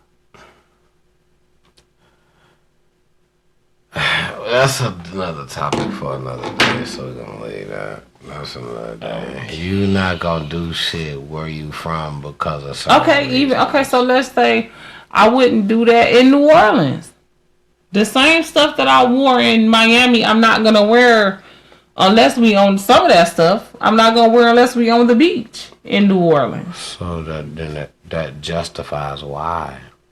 Put you on a beach setting somewhere else that's like Miami, then you would wear. But you see, we was in Miami. We got on the bus. We went to a museum, and I wouldn't wear that. If it's a beach downtown Detroit that's just like Miami, you wearing the same thing. I would wear the same swimsuit at Belle Isle Beach that I wore in Miami. Yes, but I wouldn't wear the same outfit to the Detroit Museum or to nothing off of Belle Isle Beach or Metro Beach that I wore to that museum that we went where the lights go by your hand and stuff. I wouldn't have wore that swimsuit nowhere other than the beach in Michigan. And I'm gonna tell you why you gonna. But in Miami, I'll walk the streets with it because it's Miami. I'm gonna tell you why. It's two different reasons why you're gonna treat it. One is the weather. Two is because what's the odds of you running into somebody that you know? But that's if you had to do that right now in Detroit. It's not about nobody. I don't care about knowing somebody. It's about the vibes. It's about what makes sense for where. It's not about who I know. The vibes is how motherfuckers gonna make you feel when you know them and they around you. But right? No, that's not true. You could be looking at me uncomfortable and make me feel away if I know you. But if I know you or not. Case in point, I don't know nobody that was at your uncle's repast or whatever. You know what I'm saying? But I had to go there, and whether I felt the way or not, you know what I'm saying? Nobody knew me, but I still had to. You see what I'm saying? In Miami, I really don't know nobody, but it don't matter either way it go. In certain places, I'm going to act a certain way, dress a certain way. You know what I'm saying? On South Beach and in Miami, even if it's because you see, even there, when we was off of South Beach, people was looking at me like, for real? Why you got that on? I mean, shit, that's what you... Because that's what you wear on South Beach. But even me being a person who don't really care like that, it's like, dog, I'm in Miami. I don't care where I'm at. I'm in Miami. Get over it. If I'm off South Beach, but I wouldn't do that in Detroit. If I'm like, okay, I'm on Belle Isle, but I'm gonna leave off of Belle Isle and go, somewhere on grass shit and eat dinner without putting some pants on. No, I'm not gonna do that. That's why they felt like that, because they wouldn't do that in South Beach, and that's why, because they wouldn't do that in Miami. Because they stayed there. It's not about, you could say, I guess that makes sense. You could say, I don't care about what a person think about me that I ran it. It's not about what they think. But that's only because you don't know how a person's gonna act. Miami not the same to them as it is to me as a tourist. You know what I'm saying? Exactly. It's still home to them. Bingo. Which is why you would treat your home like how you treat your home, and you would treat their home like that's why they gonna treat their home like that, and they would go elsewhere and treat it like absolutely. Yeah, that makes sense. Okay. Well, that makes sense, because I'm like, it's Miami, but all of Miami is not South Beach, and we found that out when we went to that museum. When we went to that museum, and when we walked all down that place, that whole 10 minutes of footage that I put on, that was not South Beach. Now, that was Miami, but it wasn't South Beach. And it's a difference from when you go across that bridge. Big difference, but, that's cool, though. Like, oh, it's the best. Yeah. That's when you really get the feeling of a place, when you go and get, see what the locals see. You know what I'm saying? So that's why I say, I love to be boots to the ground. Any city we go to, at some point we're gonna hit non-touristy, unless it's not really safe. But if it's safe, we're gonna hit a non-touristy place. That rhyme. Anyway. Okay.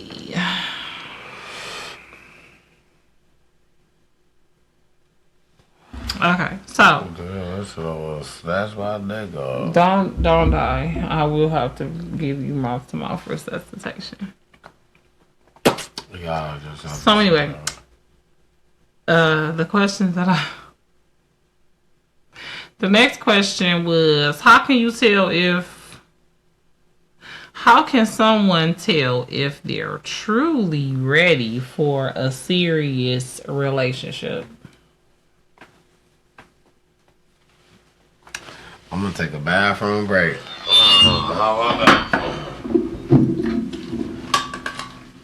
Is that like you just want to skip the question? Because we could do that. Huh? Oh, okay. So the question was, how can someone tell if they're truly ready for a serious relationship? That's a great question. It's a good question. It's kind of like a loaded question. Because it's not just one way. I feel like it's not just one way. I feel like it's levels, it's categories to boxes that you should make sure are checked before you are ready for a serious relationship. And it's not like it's necessary, gotta be that these boxes are checked. But at least mentally, know that you're willing to sacrifice this and provide that as a person in this relationship. Because if you're not, then just don't get into a relationship.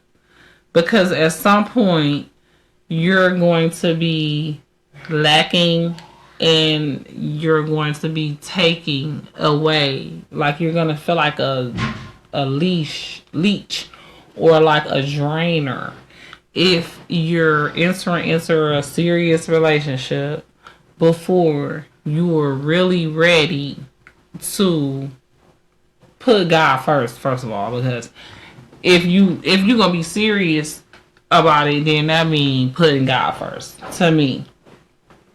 So that means surrendering. Serious and surrender is the same thing when we talk about relationships. Oh, stop, please. I didn't do that. You did. Clearly. Okay. So, how do you know, or how does a person know that how can someone tell if they're truly ready for a serious relationship? Oh, man. And this is probably going to be the last one. No, because we've been on for 3 hours. So this is going to be the last question. How do you know if somebody is truly ready?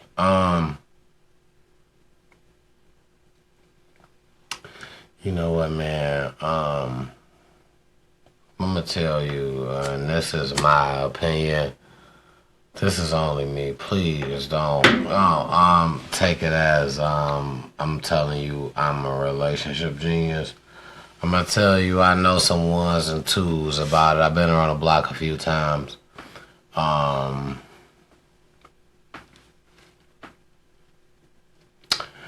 been in non-serious and I've been in very serious. Recognizations before indications that comes before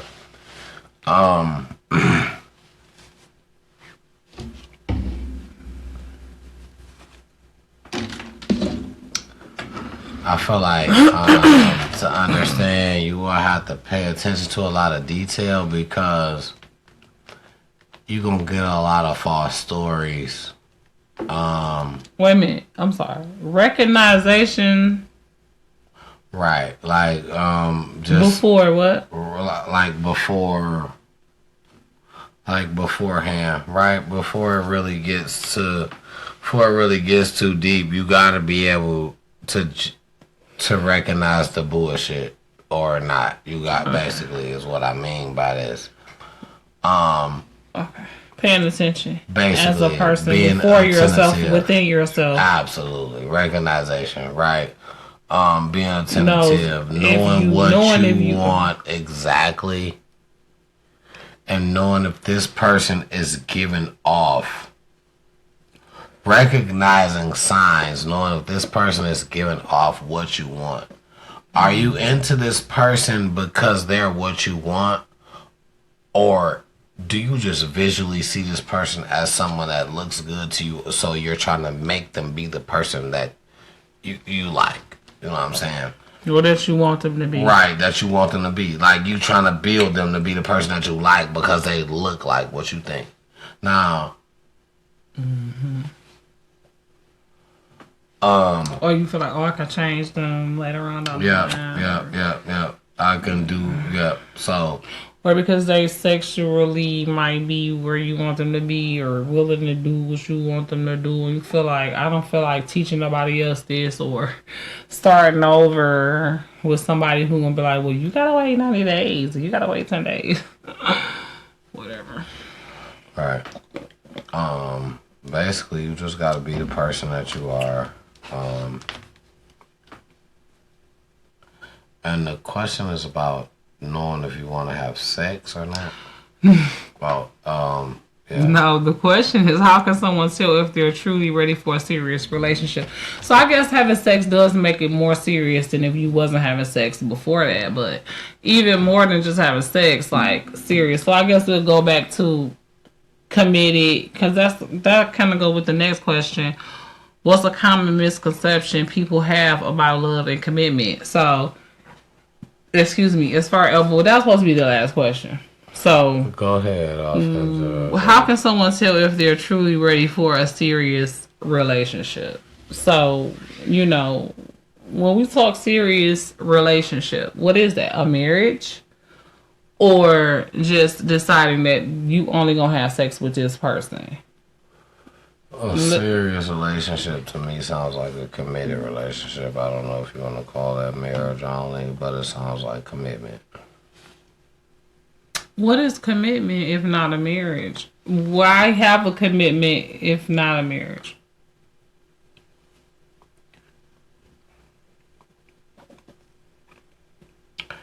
Because do you buy the first car that you test drive?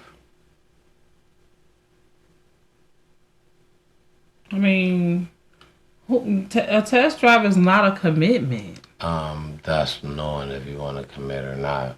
Right. A test drive, now, since you want to use an analogy, a test drive is not a commitment. No kind of way. It's searching for.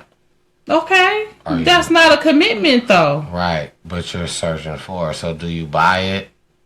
That's what I asked you. Do you buy it or not? No, you don't buy it, but it's a test drive. It's not a commitment, though. But it's not a commitment, though. You got to know what you're saying. You're going to use a word. But during the test drive, are you going to give it the maximum amount of pressure and everything that it can take? No. You're not. So you're not going to get no car and slam it to the gas when you test drive? You're not even able to. Why you not? Just you because can't? you do that. No, you can't. Just yes, you can. I don't know what cars you've been test driving. Just because you test drive a car and push the gas all the way to the bottom, you can't give a test. You can't really even test drive nothing for real because you can't tell what's gonna happen over time in one drive where you drive around the corner, take it on the freeway, and come back up. A car not gonna tell you what it's really gonna do in one drive. It's not, but you're gonna test drive it. That's how people sell so many lemons. You're gonna push it to the max when you test drive. You can't sell a lemon if you push it to the max when you test drive it because it's gonna be gone. No, that's not true. You're absolutely correct again. You're right. I won't. That's and it. Don't just do that. No, that's it. Because the thing is, there's no reason to continue to tell you nothing different. I said my piece. You said yours. That's that. Okay. So you're absolutely correct. Then we'll move forward when you're ready. At this point, we've been on for 3 hours, so it's pretty much a wrap. I don't know if I even gave mine. You pretty much can tell we don't agree on this particular subject, which was how can someone tell if they're truly ready for a serious relationship? I mean, we never really actually got to it. Actually, if you want to be honest, we use certain things to kind of move around it, analogies that just wasn't understood, but because I'm not. I mean, I would let you. You could say what is how you feel, but it doesn't really matter because I'm going back and forth at the same time. Nobody really gets it off. Nobody is really heard. I mean, like I said, how I felt about it. You could definitely go. You can say how you feel, cause I already went. I said how I felt.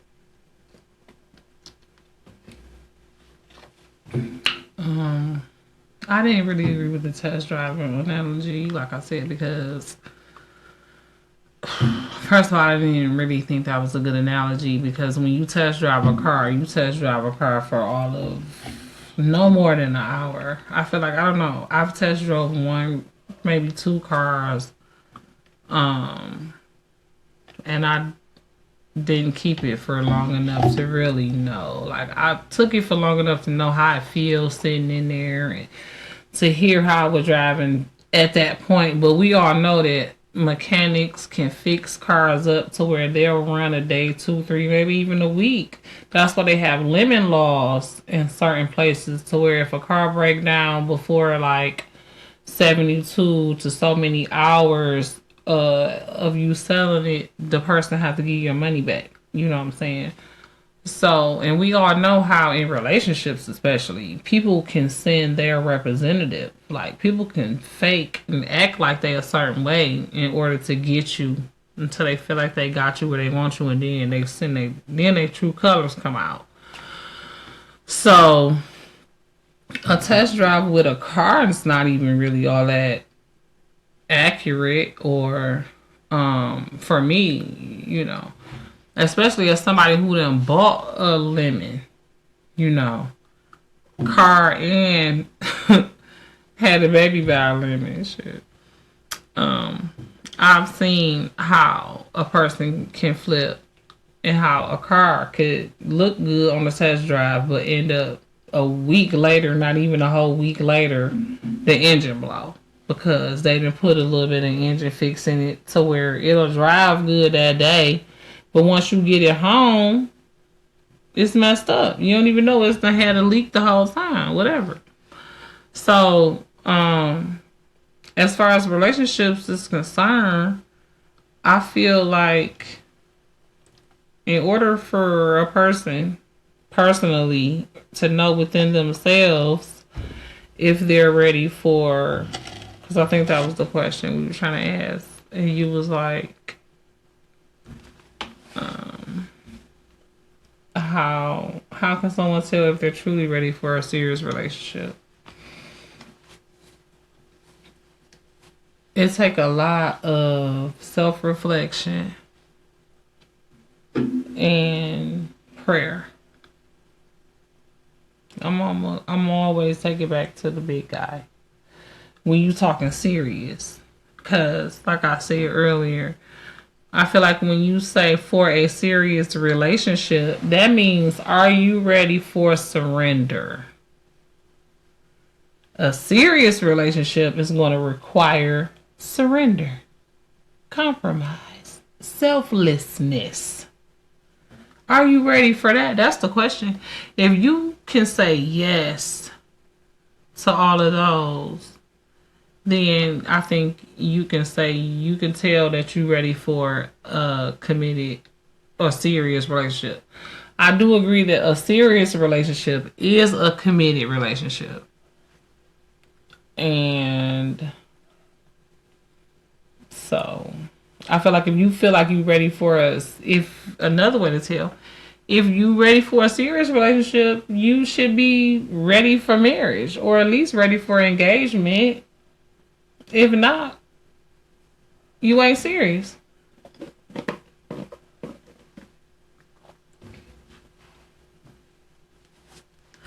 So that's my take on it. Did you have any final words? Or anything else? Did you want to take it past that? And that's how we're going to wrap it up, ladies and gentlemen. Yep. You heard it first here on Not Fox 2 News. Nah, Fox 2 News. No, even though that is my favorite, those are my cousins. Shout out to my girl Maria Lou. Yeah, so thanks so much, y'all. I guess because it's been 3 hours. It's 1:43 a.m. Eastern Standard Time. After the spring forward. So really it's 2:43 p.m. for us. We're gonna end this episode, and we appreciate you guys. First of all, you guys are the MVPs. Okay? We really appreciate you guys for joining us. Make sure you like, comment, and subscribe if you're watching the replay on YouTube. If you're not, if you came on here late on the live on Facebook or tagged, make sure you go and subscribe to Time to Talk It Out on YouTube. Make sure you send us a friend request on Facebook. Talk It Out. Talk it, all one word, out. And make sure you come back next week. We're going to have much more to talk about, more topics, more questions, more games, more giveaways. Remember, what was it? The 2-month mark that we giving away gift cards? What was it? Or 100 subscribers or something like that. 100 subscribers on YouTube. So please like, comment, subscribe.